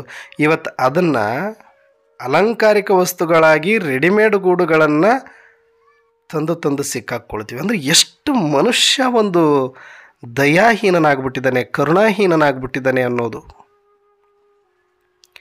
ಒಂದು ಹಕ್ಕಿ ಚೈತನ್ಯವಾಗಿ ತನ್ನ ಪರಿಶ್ರಮದಿಂದ ಎಲ್ಲೆಲ್ಲೋ ಕಸ ಕಡ್ಡಿ ಹಾಕಿಕೊಂಡು ಸುಂದರವಾದ ಗೂಡು ಕಟ್ಟಿ ಅದರಲ್ಲಿ ಏನೋ ಒಂದು ತನ್ನ ಮರಿಯನ್ನಿಟ್ಟು ಸಂಸಾರ ಸಾಗಿಸ್ತಾ ಇದ್ದರೆ ಅದರ ಬಗ್ಗೆ ನಮಗೆ ಒಂದಷ್ಟು ಕರುಣೆನೂ ಇಲ್ಲ, ದಯಾನೂ ಇಲ್ಲ. ಇದ್ದುಕೊಳ್ಳಿ ಬಿಡು, ನಾನು ಇಷ್ಟು ದೊಡ್ಡ ಮನೆ ಕಟ್ಟಿನಿ, ಅದೇನು ಬೆಡ್ರೂಮಲ್ಲಿ ಕಟ್ಟಿಲ್ಲ, ನನಗೆ ಅಡುಗೆ ಮನೆಯಲ್ಲಿ ತಂದು ಕಟ್ಟಿಲ್ಲ, ಹಾಲಲ್ಲಿ ಕಟ್ಟಿಲ್ಲ, ಬಂಕದ ಒಂದು ಮೂಲೆಯಲ್ಲಿ ಎಲ್ಲೋ ಒಂದು ಕಡೆ ಕಟ್ಟಿದೆ, ಅದೇನು ಭಾರ ಆಗೋದಿದೆ, ಇದ್ದುಕೊಳ್ಳಿ ಅನ್ನೋ ಒಂದು ದೊಡ್ಡ ಮನಸ್ಸು ಇದ್ದಿದ್ದರೆ ಬಹುಶಃ ಅಕ್ಕಿ ಎಷ್ಟು ಖುಷಿ ಪಡ್ತಿತ್ತು. ಅದು ಎಷ್ಟು ದಿನ ಇರುತ್ತೆ, ಒಂದು ಸೀಸನ್, ಅದು ಆದಮೇಲೆ ಓಡೋಗ್ಬಿಡುತ್ತೆ. ಅದು ನೀವು ಇರಿ ಅಂದರೆ ಇಲ್ಲಿ ಇರಲ್ಲ ಅದು.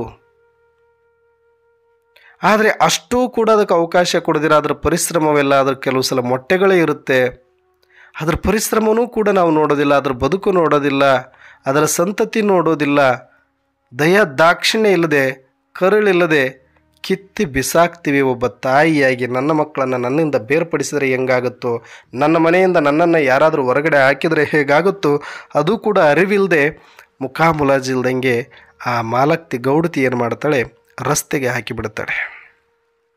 ಪಾಪ ಅದು ಯಥಾರೀತಿಯ ಹಕ್ಕಿ ಬೆಳಗ್ಗೆ ಮನೆ ಬಿಟ್ಟು ಹೋದರೆ ಸಾಯಂಕಾಲದವರೆಗೂ ಆಹಾರ ಅರಿಸ್ಕೊಂಡು ಅಲ್ಲೇ ಇದ್ದುಕೊಂಡು ನೀರು ಕುಡ್ಕೊಂಡು ಒಮ್ಮೆಲೆ ರಾತ್ರಿ ಆಗುವ ವೇಳೆಗೆ ಮನೆಗೆ ಬರೋದದು.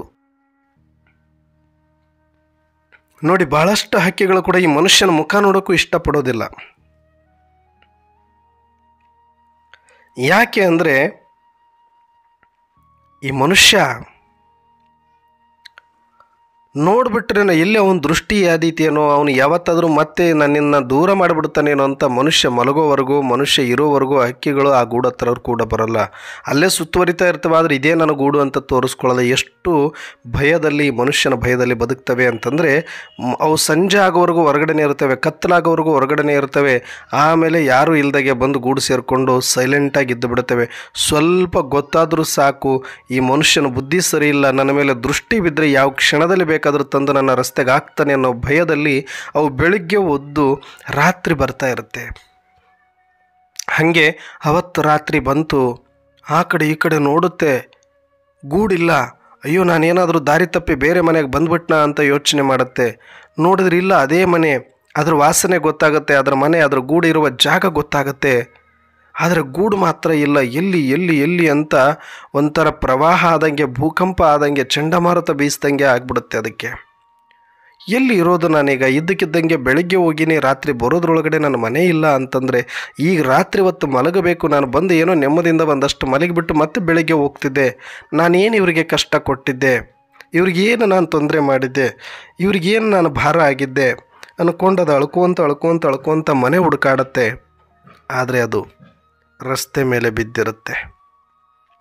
ಅವಾಗದು ಗೊಳು ಅಂತ ಅಳುತ್ತೆ. ಯಾರ ಹತ್ರ ಕೇಳೋದು, ಯಾರಿಗೆ ಹೇಳ್ಕೊಳ್ಳೋದು ಅದ್ರ ಗೋಳನ್ನು? ಯಾರು ಕೇಳೋರಿದ್ರೆ ಯಾವ ಕೋರ್ಟಿಗೆ ಹೋಗ್ಬೇಕೀಗ? ಅದು ಏನು ಅಧಿಕಾರ ಇತ್ತು ಈ ಅಮ್ಮನಿಗೆ? ಅದನ್ನು ಅಷ್ಟು ಬಿನ ದಯ ಇಲ್ಲದೆ, ದಾಕ್ಷಿಣ್ಯ ಇಲ್ಲದೆ ಹೊರಗಡೆ ಹಾಕಿಬಿಟ್ಟಿದ್ದಾಳೆ. ಗೌಡ್ತಿನಿ ಕೇಳೋಕ್ಕಾಗತ್ತಾ? ಮನೆ ಮಾಲೀಕರನ್ನೇ ಕೇಳೋಕ್ಕಾಗತ್ತಾ? ಅಥವಾ ಯಾರು ಕೇಳ್ತಾರೆ ಅದ್ರ ಗೋಳ ಆ ಟೈಮಲ್ಲಿ? ರಾತ್ರಿ ಎಲ್ಲಿರಬೇಕದು? ಒಂದು ರಾತ್ರಿ ನಾವು ಕೂಡ ಎಲ್ಲಾದರೂ ಬೇರೆ ಊರಿಗೆ ಹೋದಾಗ ಪರಸ್ಥಳದಲ್ಲಿ ಒಂದು ರಾತ್ರಿ ಕಳೆದು ನೋಡಿದಾಗ ನಮಗೂ ಗೊತ್ತಾಗುತ್ತೆ ಚಳೆ ಮಳೆ. ಆದರೂ ನಾವು ಏನಾದರೂ ಹುಡ್ಕೊಂಡು ಹೋಗ್ತೀವಿ. ಆದರೆ ಹಕ್ಕಿಗಳು ಎಲ್ಲಿರಬೇಕು, ಅವು ಗೂಡಿಲ್ಲ ಅಂತಂದರೆ. ಹಾಗಾದ ಹತ್ತು ಸಾಕಾಗಿ ಮಧ್ಯರಾತ್ರಿವರೆಗೂ ಆ ಗೂಡನ್ನೇ ನೋಡಿಕೊಂಡು ಮತ್ತೆ ನಾಳೆ ಬೆಳಕರಿದ್ರೆ ಎಷ್ಟೋ ನಿಶ್ಚಿಂತವಾಗಿ ಬಹಳ ದಿನಗಳ ಕಷ್ಟದ ನಂತರ ಒಂದು ಮನೆ ಕಟ್ಕೊಂಡಿದ್ದೆ. ಬಂದ ತಕ್ಷಣ ಏನೋ ಒಂದಷ್ಟು ನೆಮ್ಮದಿಯಾಗಿ ನಿದ್ದೆ ಮಾಡಿ ಬೆಳಗ್ಗೆ ಹೋಗೋಕ್ಕಿದೆಯಲ್ವಾ ಅಂತ ಅಂದ್ಕೊಂಡಿದ್ದೆ.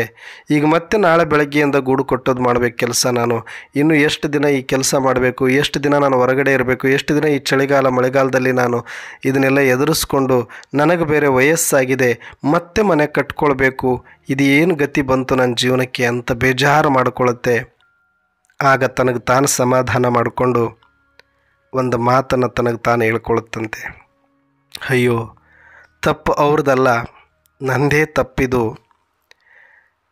ನನ್ನದಲ್ಲದ ಮನೆಯೆಲ್ಲ ಬಂದು ನಾನೊಂದು ಗೂಡ ಕಟ್ಟಿ, ನನ್ನದಲ್ಲದ ಮನೆಯಲ್ಲಿ ಬಂದು ನಾನೊಂದು ಗೂಡ ಕಟ್ಟಿ ನನ್ನದೇ ಎಂದು ನಿಶ್ಚಿಂತವಾಗಿ ಇದ್ದದ್ದು ನನ್ನ ತಪ್ಪೇ ಹೊರತಾಗಿ ಇದು ಅವ್ರ ತಪ್ಪಲ್ಲ ಬಿಡು ಅಂತ ತನಗೆ ತಾನು ಸಮಾಧಾನ ಮಾಡಿಕೊಂಡು ಹಕ್ಕಿ ಹತ್ಕೋಂತ ರಾತ್ರಿ ಕಳೆಯುತ್ತೆ.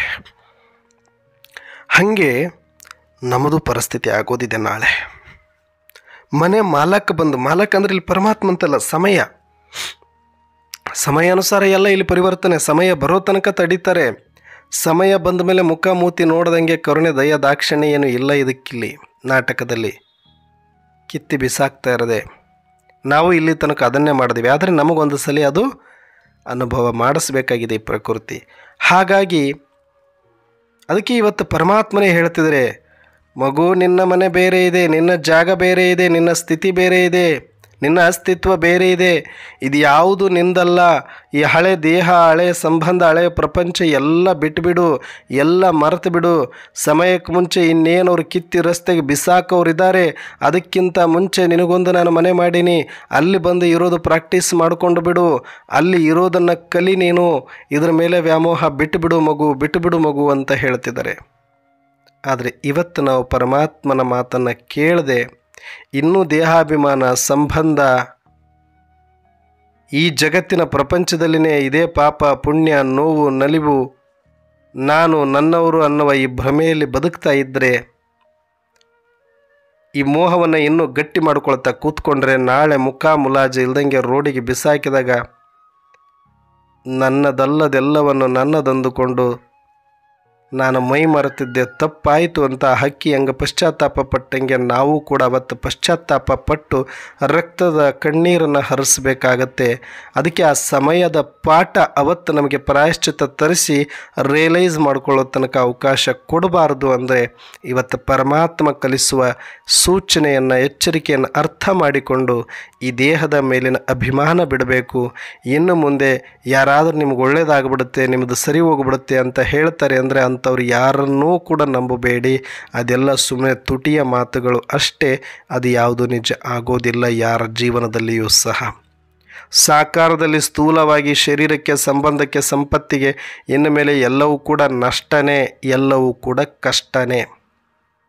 ನಾನೀಗ ನೇರವಾಗಿ ಹೇಳ್ತಿದ್ದೀನಿ, ನಿಮಗೆ ಇಷ್ಟನೋ ನಂಬಬಹುದು, ಬಿಡ್ಬೋದು. ಯಾಕಂದರೆ ಇನ್ನು ಮುಂದೆ ಯಾವುದು ಕೂಡ ಒಳಿತಾಗುವಂಥ ಸೂಚನೆಗಳಿಲ್ಲ, ಎಲ್ಲವೂ ಕೆಡಕಾಗತ್ತೆ. ಯಾಕಂದರೆ ಇಷ್ಟು ಬುದ್ಧಿ ಹೇಳಿದ ಮೇಲೂ ಕೂಡ ನಮಗೆ ದೇಹದ ಅಭಿಮಾನ ಬಿಡ್ತಾ ಇಲ್ಲ. ನಾವಿನ್ನೂ ಇದರದ್ದೇ ಸುಖ ದುಃಖ ನೋಡ್ತಾ ಇದ್ದೀವಿ, ಇದರ ಆರೋಗ್ಯದ ಕಡೆಗೇ ಗಮನ ಇದೆ.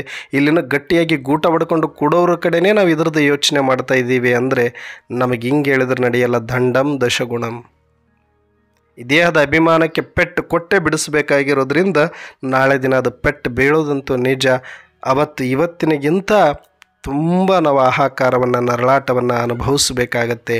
ಅದಕ್ಕೆ ನಾನು ಹೇಳೋದು, ಬಿಟ್ಟುಬಿಡಿ ಈ ಪಾಪ ಪುಣ್ಯ, ಲಾಭ ನಷ್ಟ, ಒಳ್ಳೆಯದು ಕೆಟ್ಟದ್ದು, ಶರೀರ, ಸಂಬಂಧ, ಸಂಪತ್ತು, ಹಿಂಗಾಗ್ಬಿಡುತ್ತಂತೆ ಹಂಗಾಗ್ಬಿಡುತ್ತಂತೆ ಈ ಭ್ರಮೆಯಿಂದ ಹೊರಗಡೆ ಬನ್ನಿ. ಆತ್ಮ ಅನ್ನುವ ಆನಂದದಲ್ಲಿ ಮುಳುಗಿ ಪರಮಧಾಮದ ಅನುಭೂತಿಯನ್ನು ಮಾಡಿ, ಫರಿಸ್ತಾ ಅನುಭೂತಿ ಮಾಡಿ, ಅಶರೀರಿ ಅನುಭೂತಿ ಮಾಡಿ, ಬೀಜರೂಪ ಅನುಭೂತಿ ಮಾಡಿ, ಅದು ನಮ್ಮ ಮನೆ, ಇದು ಸುಮ್ಮನೆ ಅಂತ ತಿಳ್ಕೊಂಡು ನಾವೀಗೇನು ಪರಮಾತ್ಮ ಪಾಠ ಕಲಿಸಿದರೆ ಈ ಪಾಠದಲ್ಲಿನೇ ನಾವು ಸುಖವಾಗಿರೋಕ್ಕೆ ನಮಗೆ ಬಂತು, ನಾವು ಪಾಸ್. ಇದು ಎಲ್ಲನೂ ಕೂಡ ನಾನು ಯಾಕೆ ಹಿಂಗೆ ಉದಾಹರಣೆ ಸಮೇತವಾಗಿ ನಿಮಗೆ ಹೇಳ್ತಾ ಇದ್ದೀನಿ ಅಂದರೆ, ಮುಂದೆ ಈ ಥರ ನಡೆಯುತ್ತೆ, ನನಗೂ ಕೂಡ ಈ ಥರ ಪರಿಸ್ಥಿತಿಗಳು ಬರುತ್ತೆ. ಇವತ್ತು ಗುಬ್ಬಚ್ಚಿ ಕ್ರಿಮಿಕೀಟಗಳ ಕತೆ ಹೆಂಗಾಗಿದೆಯೋ ಹಾಗೆ ನಾವು ಕೂಡ ನಾಳೆ ರೋಡಿಗೆ ಬೀಳೋರಿದ್ದೀವಿ. ಅದು ಬೀಳಿಸುತ್ತೆ, ಅದರಲ್ಲೂ ನಾನು ಸೇರಿ ಬೀಳ್ತೀವಿ. ಇದು ಮುಂಚೆನೇ ನಮಗೆ ಗೊತ್ತಿರಬೇಕು. ಅದಕ್ಕೆ ನಾವು ಮೈಂಡ್ ಸೆಟ್ ಮಾಡ್ಕೊಂಡಿರಬೇಕು, ಇದು ನನಗೆ ಮುಂಚೆನೇ ಗೊತ್ತಿತ್ತು ಈ ರೀತಿ ಆಗುತ್ತೆ ಅಂತ. ಅದಕ್ಕೆ ನಾನೇನು ಮಾಡಬೇಕು, ಆ ಥರ ಸಮಯ ಬಂದಾಗ ಆಗುತ್ತೆ ಅಂತ ಗೊತ್ತಿದ್ದರೆ ಸಾಕಾಗೋದಿಲ್ಲ, ಅದಕ್ಕೆ ಅಲ್ಟರ್ನೇಟ್ ಮಾಡ್ಕೊಳ್ಬೇಕಾಗತ್ತೆ. ಅದೇ ಒಂದು ಹಕ್ಕಿಗೆ ಸೂಚನೆ ಸಿಕ್ಕಿತ್ತು ಅಂದರೆ ಈ ವರ್ಷಕ್ಕೆ ಈ ಗೌಡತಿನ ನನ್ನ ಹೊರಗಾಗ್ತಾಳೆ ಎಲ್ಲ ಜೀಡಿ ಗೂಡಿಸುವಾಗ ಈ ನನ್ನ ಮನೆಯನ್ನು ಇಲ್ಲಿಟ್ಟುಬಿಟ್ರೆ ತೊಗೊಂಡೋಗಿ ಎತ್ತಿ ಬಿಸಾಕ್ತಾಳೆ ಅಂದಿದ್ರೆ ಜಸ್ಟ್ ಅದು ಏನೂ ಮಾಡೋದು ಬೇಕಿಲ್ಲ. ಹಬ್ಬದ 4 ದಿನಗಳು ಆಕೆ ಏನು ಒಂದು 3-4 ದಿನಗಳ ಕಾಲ ಅದನ್ನು ಎಲ್ಲ ಸರಿ ಮಾಡಿಕೊಂಡು ಹಬ್ಬ ಮುಗಿಯುತ್ತೋ ಅಲ್ಲಿ ತನಕ ಸ್ವಲ್ಪ ಆ ಗೂಡನ್ನು ಹೆಂಗಾದರೂ ಕಷ್ಟಪಟ್ಟು ಬೇರೆ ಕಡೆ ಟ್ರಾನ್ಸ್ಫರ್ ಆದರೂ ಮಾಡಿಕೊಂಡು, ಇಲ್ಲ ಅಲ್ಟರ್ನೇಟಿಗೆ ಇನ್ನೊಂದು ಎಲ್ಲಾದರೂ ಕೂಡ ಕಟ್ಕೊಂಡು ಮತ್ತೆ ಬಂದು ಅಲ್ಲೇ ವಾಸ ಮಾಡ್ಬೋದಾಗಿತ್ತು. ಸೂಚನೆ ಸಿಕ್ಕಿದ್ರೆ ಅಲ್ಟರ್ನೇಟ್ ನೋಡ್ಕೋತಿತ್ತು, ಇಲ್ಲ ಆ ಗೂಡನ್ನಾದರೂ ಟ್ರಾನ್ಸ್ಫರ್ ಮಾಡುವ ಪ್ರಯತ್ನ ಮಾಡ್ತಿತ್ತು. ಆದರೆ ನಮಗಿಲ್ಲಿ ಸೂಚನೆ ಸಿಕ್ಕಿದೆ ಅಲ್ವಾ, ಸೂಚನೆ ಕೊಡದೆ ಪರಮಾತ್ಮ ಏನು ಮಾಡ್ತಾ ಇಲ್ಲ. ನಾವಾದರೂ ಕೂಡ ಅದಕ್ಕೆ ಯಾವ ಸೂಚನೆ ಕೊಡಲಿಲ್ಲ, ಹಕ್ಕಿಗೆ ಕಿತ್ತಿ ಬಿಸಾಕ್ತಾ ಇದ್ದೀವಿ. ಆದರೆ ಪರಮಾತ್ಮನನ್ನು ಯಾಕೆ ನಾವು ದಯಾಸಾಗರ, ಕರುಣಾಸಾಗರ, ಕ್ಷಮಾಸಾಗರ ಅಂತ ಹೇಳ್ತೀವಿ ಅಂದರೆ, ಪರಮಾತ್ಮ ಈ ಸೃಷ್ಟಿಗೆ ಯಾವುದೇ, ಈ ನಾಟಕಕ್ಕೆ, ಈ ಸಮಯಕ್ಕೆ ಯಾವುದೇ ದಯಾನೂ ಇಲ್ಲ, ದಾಕ್ಷಿಣ್ಯನೂ ಇಲ್ಲ, ಕಿತ್ತಿ ಬಿಸಾಕೋದೇ ಕೆಲಸ. ಆದರೆ ಪರಮಾತ್ಮನಿಗೆ ನಾವು ಆತ್ಮರ ಮೇಲೆ ದಯೆ ಇರೋದ್ರಿಂದ, ಕರುಣೆ ಇರೋದ್ರಿಂದನೇ ಆ ಪರಂಪಿತ ಪರಮಾತ್ಮನಿಗೇನು ದರ್ದು, ಅಂಥ ಪರಮ ಪವಿತ್ರ ಪರಮಧಾಮ ಬಿಟ್ಟು, ಶಾಂತಿಯ ಸ್ವಧರ್ಮದ ಅನುಭೂತಿಯನ್ನು ಬಿಟ್ಟು, ಈ ಶಬ್ದದ ಪ್ರಪಂಚದಲ್ಲಿ ಶಬ್ದಾತೀತನಾಗಿರುವ ಪರಮಾತ್ಮ, ಸಂಕಲ್ಪಾತೀತನಾಗಿರುವ ಪರಮಾತ್ಮ, ಸಂಕಲ್ಪದಲ್ಲಿ ಶಬ್ದದಲ್ಲಿ ಬಂದು, ಸಾಕಾರದಲ್ಲಿ ಬಂದು, ತಮೋ ಪ್ರಧಾನ ಹಳೆಯ ಪತೀತ ಶರೀರದಲ್ಲಿ ಬಂದು ಕೂತ್ಕೊಂಡು, ತಾಯಿ ಗರ್ಭದ ಸ್ವಂತ ಶರೀರ ಇಲ್ಲ ಅಂದರೂ ಪರಶರೀರ ಪರಕಾಯದಲ್ಲಿ ಬಂದು ಪ್ರವೇಶ ಮಾಡಿ, ನಾವೇ ಒಂದಷ್ಟು ಗಲೀಜು ಜಾಗದಲ್ಲಿ ಬಿಳಿ ಬಟ್ಟೆ ಹಾಕ್ಕೊಂಡೋದ್ರೇ ನಿಂತ್ಕೊಳ್ಳೋದಿಲ್ಲ, ಮೂಗು ಮುಚ್ಕೊಂಡು ಬರ್ತೀವಿ. ಆದರೆ ಅಂಥ ಪರಮ ಪವಿತ್ರ ಪರಮಧಾಮದಿಂದ ಪರಮಾತ್ಮ ಏನು ಹೇಳಿ, ಇಂಥ ಗಲೀಜಾಗಿರ್ತಕ್ಕಂಥ ಪ್ರಪಂಚ, ಕೊಳತಾಗಿರ್ತಕ್ಕಂಥ ಪ್ರಪಂಚ, ಪತೀತ ಪ್ರಪಂಚದಲ್ಲಿ, ಗಬ್ಬು ನಾರುವ ದುರ್ಗಂಧದ ಪ್ರಪಂಚದಲ್ಲಿ 86 ವರ್ಷದಿಂದ ಈ ಕೊಳಕಿನಲ್ಲಿ, ಕೆಸರಲ್ಲಿ ನಿಂದಿರಿಸಿದ್ದೀವಿ. ಅಲ್ಲಿ ಬಂದು ಕೂಡ ಇಷ್ಟೆಲ್ಲ ಸೂಚನೆ ಕೊಡ್ತಿದ್ದಾರೆ. ಯಾರಿಗೋಸ್ಕರ ಅಂದರೆ, ನಾವು ಮಕ್ಕಳ ಮೇಲೆ ಇರುವ ಪ್ರೀತಿ, ಕರುಣೆ, ದಯೆ ದಾಕ್ಷಿಣ್ಯ ಇಲ್ಲದೆ ನಮ್ಮನ್ನು ಕಿತ್ತು ಬಿಸಾಕ್ಬೋದಾಗಿತ್ತು ನಾವು ಮಾಡಿರುವ ದುರಹಂಕಾರಕ್ಕೆ. ಆದರೆ ಅದಕ್ಕೆ ಪರಮಾತ್ಮ ಇಷ್ಟು ತಪ್ಪು ಮಾಡಿದರೂ ಕೂಡ ಮಕ್ಕಳಿಗೆ ಸೂಚನೆ ಕೊಡದಿರ ನಾವು ಈ ಪುನರಾವರ್ತನೆಯ ಕೆಲಸ ಆರಂಭ ಮಾಡಬಾರ್ದು. ಅದಂತೂ ಮಾಡೇ ಮಾಡುತ್ತೆ ಸೃಷ್ಟಿ. ಆದರೆ ನಾನು ಹೋಗಿ ನನ್ನ ಮಕ್ಕಳಿಗೆ ಒಂದಷ್ಟು ಸೂಚನೆ ಕೊಡಬೇಕು ಅಂತ ಓಡೋಡಿ ಬಂದಿದ್ದಾನಲ್ಲ ಪರಮಾತ್ಮ, ಇದನ್ನಾದರೂ ನಾವು ಅರ್ಥ ಮಾಡ್ಕೊಳ್ಬೇಕಲ್ಲ. ಪರಮಾತ್ಮನ ಪರಿಶ್ರಮ ಅರ್ಥ ಮಾಡ್ಕೊಳ್ಬೇಕಲ್ಲ. ಪರಮಾತ್ಮನಿಗೆ ನಮ್ಮ ಮೇಲಿರುವ ಕರುಣೆ ಅರ್ಥ ಮಾಡ್ಕೊಳ್ಬೇಕಲ್ಲ.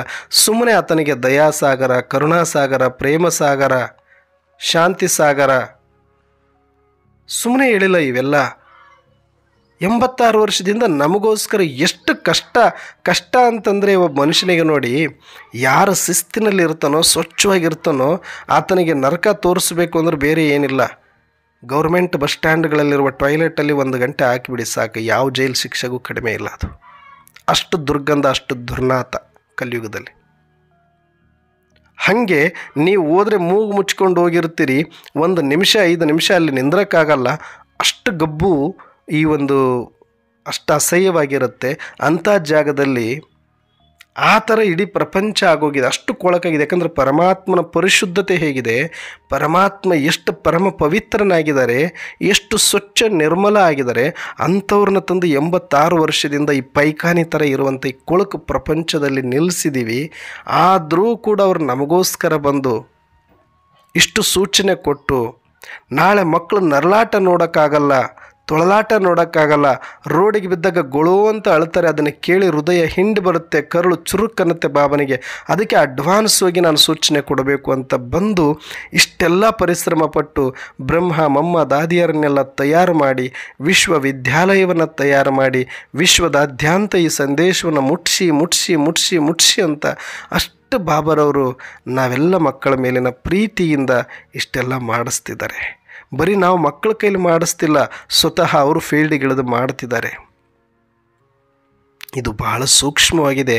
ಇದರಲ್ಲಿ ಬ್ರಹ್ಮ ಮಮ್ಮ ದಾದಿಯರ ಮತ್ತು ಶಿವಬಾಬರವರ ಪರಿಶ್ರಮ, ಅವರಿಗಿರುವ ಪರಿಶುದ್ಧತೆಗೆ, ಇಂಥ ಕಲಿಯುಗದ ಪಾಪದ ಪ್ರಪಂಚದ ಪಾಪಿಗಳ ದೃಷ್ಟಿ, ಪಾಪಿಗಳ ತಮೋಪ್ರಧಾನ ವ್ಯಕ್ತಿತ್ವಕ್ಕೆ ಬಂದು ಅಂಥ ಪರಮ ಪವಿತ್ರೆ ಶಿವಶಕ್ತಿಯರು ಇವತ್ತು ಈ ಕೇಡುಕಿನ ಪ್ರಪಂಚದೊಳಗಡೆ ನುಗ್ಗಿ ಆ ಸಂದೇಶವನ್ನು ಕೊಡುವ ಧೈರ್ಯ ಮಾಡಿದರೆ. ಯಾಕೆ ಅಂದರೆ ಅವರಿಗೆ ನಮ್ಮ ಮೇಲೆ ಅಷ್ಟೊಂದು ದಯೆ. ನಾಳೆ ಇವ್ರ ಪರಿಸ್ಥಿತಿ ಏನಾದೀತು, ಇವರು ಎಲ್ಲಿ ಹೋಗಿ ಬೀಳ್ತಾರೆ, ಒಂದು ಗಾಳಿ ಬೀಸಿದಾಗ ಜೊಟ್ಟುಗಳೆಲ್ಲ ತೂರ್ಕೊಂಡೋಗಿ ಸುಳಿಗಾಳಿಗೆ ಸಿಕ್ಕಿ ಎಲ್ಲೆಲ್ಲೋ ಬಿದ್ದು ಹೋಗುವಂತೆ ಧೂಳಿಪಟ ಆಗೋಗ್ಬಿಡ್ತಾರೆ. ಇವತ್ತು ಇವರಿಗೆ ಗೊತ್ತಿಲ್ಲ ನಾವು ಏನು ಮಾಡ್ತಾ ಇದ್ದೀವಿ ಅಂತ. ಇವತ್ತು ಸಂದೇಶ ಕೊಡೋಕೋದ್ರೆ ಬಹಳಷ್ಟು ಜನ ಕೀಳಾಗಿ ನೋಡ್ತಾರೆ, ಅಕ್ಕಂದ್ರುಗಳನ್ನು ಕೆಟ್ಟದಾಗಿ ನೋಡ್ತಾರೆ, ಕೆಟ್ಟದಾಗಿ ಮಾತಾಡಿಸ್ತಾರೆ. ಎಷ್ಟೋ ಕಡೆ ಅವಮಾನ ಮಾಡ್ತಾರೆ, ಎಷ್ಟೋ ಕಡೆ ಅದನ್ನು ಬೇರೆ ರೀತಿಯಲ್ಲಿ ಬಿಂಬಿಸ್ತಾರೆ. ನಿಜಕ್ಕೂ ಇದು ಎಷ್ಟು ದುರ್ದೈವ ಅಂತಂದರೆ ಜಗತ್ತಿಂದು. ಆದರೂ ಕೂಡ ಅವರು ಜೀವನ ಕೊಟ್ಟು ಇವ್ರ ಹತ್ರ ಅನ್ನಿಸ್ಕೊಳ್ಳೋದೇನಿದೆ ಹೇಳಿ? ತಂದೆ ತಾಯಿನ ಬಿಟ್ಟು ತ್ಯಾಗ ಮಾಡಿ ಪರಮಾತ್ಮನ ಸೇವೆಯಲ್ಲಿ ಬಲಿಹಾರಿಯಾಗಿ ಯಾರ್ದೋ ಕಾಸು ಬಾಳ್ದಿರೋ ನಾಲಾಯಕರ ಹತ್ರ ಒಂದು 4 ಮಾತು ಕೆಟ್ಟ ದೃಷ್ಟಿ ಅವರಿಗೆ ಬೇಕಿತ್ತ ಹೇಳಿ? ಯಾಕಿಷ್ಟೆಲ್ಲ ಬ್ರಹ್ಮಕುಮಾರಿಸಲ್ಲಿ ಅಕ್ಕಂದ್ರುಗಳು ಅಣ್ಣಂದ್ರುಗಳು ಲಕ್ಷಾಂತರ ಜನರುಗಟ್ಟಲೆ ಎಷ್ಟೇ ಜಗತ್ತು ಅವಮಾನ ಮಾಡಲಿ, ನಿಂದನೆ ಮಾಡಲಿ, ಅವರಿಗೆಲ್ಲ ಕಡೆ ಹೋದ ಕಡೆ ಎಲ್ಲ ಹಾರ ತುರಾಯಿನೇ ಹಾಕಿಬಿಡ್ತಾರಂತೇನಿಲ್ಲ. ಎಷ್ಟೊಂದು ಅವಮಾನಗಳು ಸಹಿಸ್ಕೊಳ್ಬೇಕಾಗತ್ತೆ, ಎಷ್ಟೊಂದು ನಿಂದನೆಗಳನ್ನು ಸಹಿಸ್ಕೊಳ್ಬೇಕಾಗತ್ತೆ. ಅದೆಲ್ಲ ಯಾಕೆ ಅಂದರೆ ಮುಂದೆ ಬರುವ ಪರಿಸ್ಥಿತಿಯಲ್ಲಿ ನಿಮ್ಮ ಪರಿಸ್ಥಿತಿಯನ್ನು ನೋಡೋಕ್ಕಾಗದೇ ಇರುವಂಥ ತಾಯಿ ಹೃದಯಗಳು ಪರಮಾತ್ಮನ ಸಮಾನ ಕ್ಷಮಾಸಾಗರರವರು. ಹಾಗಾಗಿ ನೀವು ಮಾಡುವ ತಪ್ಪುಗಳನ್ನು ಮಕ್ಕಳು ತಪ್ಪು ಮಾಡಿದ್ರೆ ತಂದೆ ತಾಯಿ ಕ್ಷಮಿಸೋ ರೀತಿಯಲ್ಲಿ ಇವತ್ತು ನಾವು ಮಾಡುವ ತಪ್ಪನ್ನೆಲ್ಲ ಹೊಟ್ಟೆಯಲ್ಲಿ ಹಾಕ್ಕೊಂಡು ಇವತ್ತು ಸೇವೆಯಲ್ಲಿ ಮುಂದುವರಿತಾ ಇದ್ದಾರೆ ಅಂದರೆ ಅದು ಪರಮಾತ್ಮನ ಸಮಾನ. ಅವರೂ ಕೂಡ ದಯಾಸಾಗರ ಆಗಿರೋದಕ್ಕೆ, ಕ್ಷಮಾಸಾಗರ ಆಗಿರೋದಕ್ಕೆ ಈ ಕಾರ್ಯದಲ್ಲಿ ಮುನ್ನುಗ್ಗುತ್ತಾ ಇದ್ದಾರೆ. ಯಾರೆಲ್ಲ ಇವತ್ತು ನಾವು ಈಶ್ವರಿಯ ಸೇವೆಯನ್ನು ಮಾಡ್ತಿದ್ದೀವಿ, ನಮಗೆಲ್ಲರಿಗೂ ಕೂಡ ಅವಮಾನ ಆಗಿದೆ, ತುಂಬ ನಿಂದನೆಗಳು ಬಂದಿದೆ. ಏನೆಲ್ಲ ಆಡಬಾರ್ದ ಮಾತುಗಳನ್ನು ಆಡ್ತಾರೆ, ಕಟ್ಟಬಾರದ ಕಥೆಗಳನ್ನು ಕಟ್ತಾರೆ, ಅನಬಾರದ ಮಾತುಗಳಲ್ಲಿ ಅಂತಾರೆ. ಉದ್ದೇಶ ಏನಿದೆ ನಮ್ಮದು? ಆ ಪರಮಾತ್ಮನ ಸಂದೇಶವನ್ನು ಎಲ್ಲರಿಗೂ ತಿಳಿಸಬೇಕು. ಇದು ಮುಂದೆ ಬರದ ಅಂತಿಂಥ ಹಬ್ಬ ಅಲ್ಲ, ಮಾರಿ ಹಬ್ಬ ಅಂತ ಗೊತ್ತಾದ ಮೇಲೆ ಒಳಗಡೆ ತಡ್ಕಡಕ್ಕಾಗದಿರನೇ ಇದನ್ನು ಎಲ್ಲರಿಗೂ ಮುಟ್ಟಿಸಬೇಕು ಅನ್ನುವ ಆತುರತೆಯಿಂದ ನಾವು ಹೇಳ್ತಾ ಇರ್ತೀವಿ. ಬಿಟ್ಟರೆ ಇದರಿಂದ ಏನು ಕೂಡ ಹೆಸರು ಮಾಡಬೇಕು, ಕೀರ್ತಿ ಮಾಡಬೇಕು, ದುಡ್ಡೇ ಮಾಡಬೇಕು ಅಂದರೆ ಪ್ರಪಂಚದಲ್ಲಿ ಇವತ್ತು ಸಾಕಷ್ಟು ರಾತ್ರಿ ಹೆಸರು ಮಾಡ್ಬೋದು, ರಾತ್ರಿ ದುಡ್ಡು ಮಾಡ್ಬೋದು. ಆದರೆ ಜಗತ್ತಿಗೆ ಗೊತ್ತಿಲ್ಲ, ಇವರೇನೋ ಮಾಡ್ತಿದ್ದಾರೆ, ಎಲ್ಲ ಆಶ್ರಮ ಥರ ಇವರು ಇದ್ದಾರೆ, ಏನು ಇವರೇನು ಭಾರಿ ಮಹಾ ಅಂತ ಅನ್ಕೊಂಡ್ಬಿಡ್ತಾರೆ. ಯಾಕಂದರೆ ಎಷ್ಟು ನಾವು ಸಿಂಪಲ್ ಆಗಿರ್ತೀವಿ ಅಷ್ಟು ಈ ಜಗತ್ತು ಅವಮಾನ ಮಾಡುತ್ತೆ. ಯಾರು ನಾಟಕವಾಗಿ ಬದುಕ್ತಾರೆ, ಯಾರು ಒಂದಷ್ಟು ಬಹಳ ಶೋವನ್ನು ಕೊಡ್ತಾರೆ, ಬಹಳ ವೈಭವದಿಂದ ಇರ್ತಾರೆ, ಅವರಿಗೆ ಮರ್ಯಾದೆ ಕೊಡುತ್ತೆ ಜಗತ್ತು. ಅವರಲ್ಲಿ ಜ್ಞಾನ ಇದೆಯಾ, ದಯ ಇದೆಯಾ, ತಪಸ್ಸಿದೆಯಾ, ಕರುಣೆ ಇದೆಯಾ, ಅದು ಯಾವುದು ಜಗತ್ತಿಗೆ ಬೇಕಾಗಿಲ್ಲ. ಜಗತ್ತಿಗೆ ಬರೀ ಶೋ ಅಪ್, ಬರೀ ವೈಭವ ನೋಡುತ್ತೆ. ಅವರು ಒಳ್ಳೆ ಚೆನ್ನಾಗಿ ಕೋಟು ಶೂಟು ಬೂಟು ಕಾರಲ್ಲಿ ಇದ್ದರೆ ಅವರಿಗೆ ಮರ್ಯಾದೆ ಕೊಟ್ಟು ಬಿಡುತ್ತೆ. ನೀನು ಸಿಂಪಲ್ ಆಗಿದ್ದುಕೊಂಡು ತಲೆಯಲ್ಲಿ ಬೇಕಾದಷ್ಟು ಜ್ಞಾನ ಇಟ್ಕೊಂಡು ಪರಮಾತ್ಮನ ಸಮಾನ ದಯಾಸಾಗರ ಕೂತ್ಕೊಂಡ್ರು ಕೂಡ ಕಾಲು ಕಸವಾಗಿ ನೋಡುತ್ತೆ, ಇನ್ನು ಅವಮಾನ ಮಾಡುತ್ತೆ. ಇದು ಬ್ರಹ್ಮಾರಂತ ಬ್ರಹ್ಮಾರವ್ರಿಗೂ ಬಿಡಲಿಲ್ಲ, ಮಮ್ಮಾರವ್ರಿಗೂ ಬಿಟ್ಟಿಲ್ಲ. ಹಾಗಿದ್ದ ಮೇಲೆ ನಮ್ಮಂಥವ್ರು ಪಾಡೇನು ಅಂತ ನಾವು ಅಲ್ಲಿ ಕಚ್ಚಿ ತುಟಿ ಬಿಗಿದು ಇನ್ನು ಸ್ವಲ್ಪ ದಿನ ನಾವು ದಯೆಯನ್ನು ತೋರಿಸಬೇಕಾಗಿದೆ. ಅವಮಾನ ಆದರೆ ಸಹಿಸ್ಕೊಳ್ಳೋಣ, ನಿಂದನೆ ಮಾಡಿದರೆ ಅವರನ್ನೇ ನಮ್ಮ ದಾರಿ ದೀಪಗಳು ಅಂತ ತಿಳ್ಕೊಳ್ಳೋಣ. ನಡೆಯುವವರು ಎಡುತ್ತಾರೆ, ಕೂತವರು ಎಡುವುದಿಲ್ಲ, ಎಲ್ಲವೂ ಸರಿಯಾಗಿರೋದಿಲ್ಲ. ಸ್ವಲ್ಪ ಹೆಚ್ಚು ಕಡಿಮೆ ಆದರೆ ತಿದ್ದುಕೊಂಡು ಮುಂದುವರಿಯೋಣ. ಆದರೆ ಯಾವುದಕ್ಕೂ ಎದುರುಕೊಳ್ಳೋದು ಬೇಡ. ಮತ್ತು ಯಾರೋ ಅವಮಾನ ಮಾಡ್ತಾರೆ, ಯಾರೋ 4 ಮಾತು ಹೇಳ್ತಾರೆ ಅಂತ ಇಂಥ ಒಂದು ಮಹಾಯಜ್ಞದ ಸೇವೆಯನ್ನು ನಿಲ್ಲಿಸೋದು ಬೇಡ. ಸಮಾಜ ನಿಮ್ಮನ್ನು ಎಷ್ಟೇ ನಿಂದನೆ ಮಾಡಲಿ, ಸಮಾಜ ನಿಮಗೆ ಎಷ್ಟೇ ಅವಮಾನ ಮಾಡಲಿ, ಪರಿಸ್ಥಿತಿ ನಿಮಗೆ ಎಷ್ಟೇ ಪರೀಕ್ಷೆಯನ್ನು ಒಡ್ಲಿ, ಆದರೆ ಈ ಕಾರ್ಯವನ್ನು ನಾವು ಮಾಡಿಯೇ ತೀರಬೇಕಾಗಿದೆ. ಯಾಕಂದರೆ ಇದು ಸಾಮಾನ್ಯವಾದ ಕಾರ್ಯವಲ್ಲ. ಇಡೀ ಜಗತ್ತಿನ ಜನಗಳು ನಾಳೆ ಬಂದು ನಿಮ್ಮ ಕಾಲಿಗೆ ಬಂದು ಬೀಳುತ್ತಾರೆ. ಅಯ್ಯೋ, ನೀವು ಅವತ್ತು ಅಷ್ಟು ಹೇಳಿದ್ರು ನಾನು ಕೇಳಲಿಲ್ಲ, ಇವತ್ತು ನಾನು ನರಳಾಡ್ತಾ ಇದ್ದೀನಿ, ನನಗೆ ದಿಕ್ಕು ಯಾರೂ ಇಲ್ಲ. ಮನೆ ಬೇಕೇನಪ್ಪ ನಿನಗೆ, ಸೈಟ್ ಬೇಕೇನಪ್ಪ ನಿನಗೆ, ಕಾರ್ ಬೇಕೇನಪ್ಪ ನಿನಗೆ, ದಿಮಾಕು ಕೊಬ್ಬು ಅವತ್ತು ಬೇಡ, ನನಗೇನು ಮನೆ ಬೇಡ, ಸೈಟ್ ಬೇಡ, ಕಾರ್ ಬೇಡ, ಬಂಗ್ಲೆ ಬೇಡ, ನನ್ನವ್ರು ಬೇಡ, ನನಗೆ ಈ ಶರೀರದಿಂದ ಬಿಡಿಸಿ ಸಾಕು, ನನ್ನನ್ನು ಇಲ್ಲಿಂದ ಕರ್ಕೊಂಡೋಗಿ ಸಾಕು ಅಂತ ಕಣ್ಣೀರು ಹಾಕ್ತಾರೆ, ಕಾಲು ಹಿಡಿತಾರೆ, ಗೊಳು ಅಂತ ಅಳ್ತಾರೆ. ಯಾರಿವತ್ತು ಅಹಂಕಾರದಲ್ಲಿ ಸೊಕ್ಕಿನಲ್ಲಿ ಮೆರಿತಾರೆ ಅವರೆಲ್ಲರದ್ದು ಕೂಡ ಪಾತ್ರ ಹಾಗೆ ಇರುತ್ತೆ. ಆದರೆ ನಾವು ಅಂಥವ್ರಿಗೂ ಕೂಡ ನಮ್ಮವರೇ ಅಂದ್ಕೊಳ್ಬೇಕು. ಯಾರೇ ನಮ್ಮನ್ನು ಅವಮಾನ ಮಾಡಿದವರು ಕೂಡ ನಾಳೆ ನಮ್ಮ ಕಾಲು ಕೆಳಗಡೆ ಬಂದು ಬಿದ್ದರೂ ನಾವೇ ಅವರನ್ನು ಮತ್ತೆ ರಕ್ಷಣೆ ಮಾಡಬೇಕಾಗತ್ತೆ. ಅವರಿಗೆ ಅರ್ಥ ಆಗುತ್ತೆ ಇವರು ಎಷ್ಟು ಒಳ್ಳೆಯ ಉಪಕಾರದ ಕಾರ್ಯವನ್ನು ಮಾಡ್ತಿದ್ರು, ನಾನು ಅವರಿಗೆ ಅವತ್ತು ಸಹಯೋಗ ಕೊಡೋದು ಬೇಕಾಗಿರಲಿಲ್ಲ, ಸುಮ್ಮನೆ ಇದ್ದಿದ್ರು ಸಾಕಿತ್ತು, ಅವಮಾನ ಮಾಡಿ ನಾನು ಪಾಪ ಕಟ್ಕೊಂಡ್ಬಿಟ್ಟೆ, ವಿಘ್ನ ಹಾಕಿ ನಾನು ನನ್ನ ಭ್ರಷ್ಟತನವನ್ನು ತೋರಿಸ್ಕೊಂಡ್ಬಿಟ್ಟೆ ಅಂತ ಅವತ್ತು ಪಶ್ಚಾತ್ತಾಪಕ್ಕೆ ಅವರಿಗೆ ಬೇರೆ ದಾರಿ ಇರೋದಿಲ್ಲ.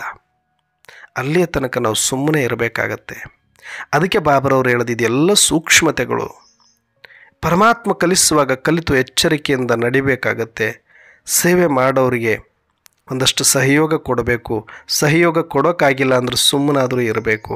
ಆದರೆ ಸುಮ್ಮನೆ ವಿಘ್ನ ಹಾಕೋದಾಗಲಿ, ಇನ್ನೊಬ್ಬರ ಬಗ್ಗೆ ಮಾತಾಡಿ ವ್ಯರ್ಥ ಪರಚಿಂತನೆಯಲ್ಲಿ ಬರೋದಾಗಲಿ, ವಿಘ್ನ ಹಾಕಿ ಭಗವಂತನ ಯಜ್ಞಕ್ಕೆ ಕಳಂಕ ತರೋದಾಗಲಿ ಇವೆಲ್ಲ ತುಂಬ ಘೋರವಾಗಿರ್ತಕ್ಕಂಥ ಪಾಪದ ಕೆಲಸಗಳು, ಗೊತ್ತಾಗೋದಿಲ್ಲ ಅಷ್ಟೇ ಈಗ. ಆದರೆ ಯಾವ ಒಂದು ಬಾಬಾರವರು ನಮ್ಮ ಮೇಲೆ ಎಷ್ಟು ದಯ ಇದ್ದರೆ ಮಾತ್ರ ಇಂಥ ಒಂದು ಪತೀತ ಪ್ರಪಂಚದಲ್ಲಿ ಇಷ್ಟು ವರ್ಷಗಳ ಕಾಲ ದುರ್ನಾತ ಹೊಡಿತಾ ಇದ್ದರೂ ಕೂಡ ಅದರ ಮಧ್ಯದಲ್ಲಿ ಮೂಗಿಗೆ ಬಟ್ಟೆ ಕಟ್ಟಿಕೊಂಡವರಂಗೆ ನಮ್ಮ ಜೊತೆ ನಿಂತ್ಕೊಂಡು ಇಷ್ಟೆಲ್ಲ ಸೇವೆಯನ್ನು ಮಾಡಿಸ್ತಿದ್ದಾರೆ ಅಂದರೆ ಹುಡುಗಾಟಿಕೆ ಮಾತಲ್ಲ ಇದು. ನಾಳೆ ಅಷ್ಟು ಘನಘೋರ ಆಗೋದಿದೆ ಪ್ರಪಂಚ, ರೌದ್ರ ಆಗೋದಿದೆ, ಆಹಾಕಾರ ಆಗೋದಿದೆ, ಭಯಾನಕ ಆಗೋದಿದೆ. ಇದು ರಣರಂಗ ಆಗಿಬಿಡುತ್ತೆ. ಇದು ರಕ್ತದ ಓಕುಳಿ ಆಗುತ್ತೆ ಇಲ್ಲಿ. ಇವತ್ತೇನು ಬಣ್ಣದ ಓಕುಳಿ ಆಡ್ತಿದ್ದೀವಿ, ರಕ್ತದ ಓಕುಳಿ ಆಗೋದಿದೆ ಇಲ್ಲಿ. ಅಂಥ ಸಮಯದಲ್ಲಿ ನಾವು ಪರಮಾತ್ಮನ ಹಾಗೆ ಕರುಣಾಮಯಿಗಳು, ದಯಾಮಯಿಗಳು, ಪ್ರೇಮಮಯಿಗಳಾಗಿ ಸರ್ವ ಆತ್ಮರಿಗೂ ಕೂಡ ನನ್ನ ಸಹೋದರನ್ನುವ ಭಾವ ಇಟ್ಟು ಎಲ್ಲ ವೈರತ್ವವನ್ನು ಬಿಟ್ಟು ನಿಂದಿಸಿದವರಿಗೂ ಕೂಡ ನಾವು ದಯಪಾಲಿಸಬೇಕಾಗತ್ತೆ. ಅಂಥ ಅದ್ಭುತವನ್ನು ಸೇವೆಯನ್ನು ಮಾಡಿ ಯಾರಿಗೆ ಸಾಧ್ಯ ಇದು ಅಂದರೆ ಮುಂದೆ ಇದೆಲ್ಲ ಆಗೋದಿದೆ, ಪಾಪ ಇವರಿಗೇನೂ ಗೊತ್ತಿಲ್ಲ, ಅವರಿಗೆ ತಿಳಿಯದೆ ಇದೆಲ್ಲ ಮಾಡ್ತಾರೆ ಅಂತ ಅವರನ್ನು ಕ್ಷಮಿಸಿ ನಾವು ಪುರುಷಾರ್ಥ ಮಾಡುತ್ತಾ ಈ ಸೇವೆಯಲ್ಲಿ ಮುಂದುವರೆದಾಗ ಮಾತ್ರ ನಾವು ಕೂಡ ಮಾಸ್ಟರ್ ರಚಯಿತರಾಗಿ ನಮ್ಮ ಕಲ್ಯಾಣವನ್ನೂ ಮಾಡಿಕೊಂಡು ಸರ್ವಾತ್ಮರ ಕಲ್ಯಾಣಕ್ಕೆ ನಿಮಿತ್ತರಾಗಲಿಕ್ಕೆ ಸಾಧ್ಯ ಅನ್ನುವಂಥ ಮಾತನ್ನು ಹೇಳ್ತಾ ಇವತ್ತಿನ ಚಿಂತನೆಯನ್ನು ಮುಕ್ತಾಯ ಮಾಡ್ತಾ ಇದ್ದೀನಿ. ಅಚ್ಚ ಓಂ ಶಾಂತಿ.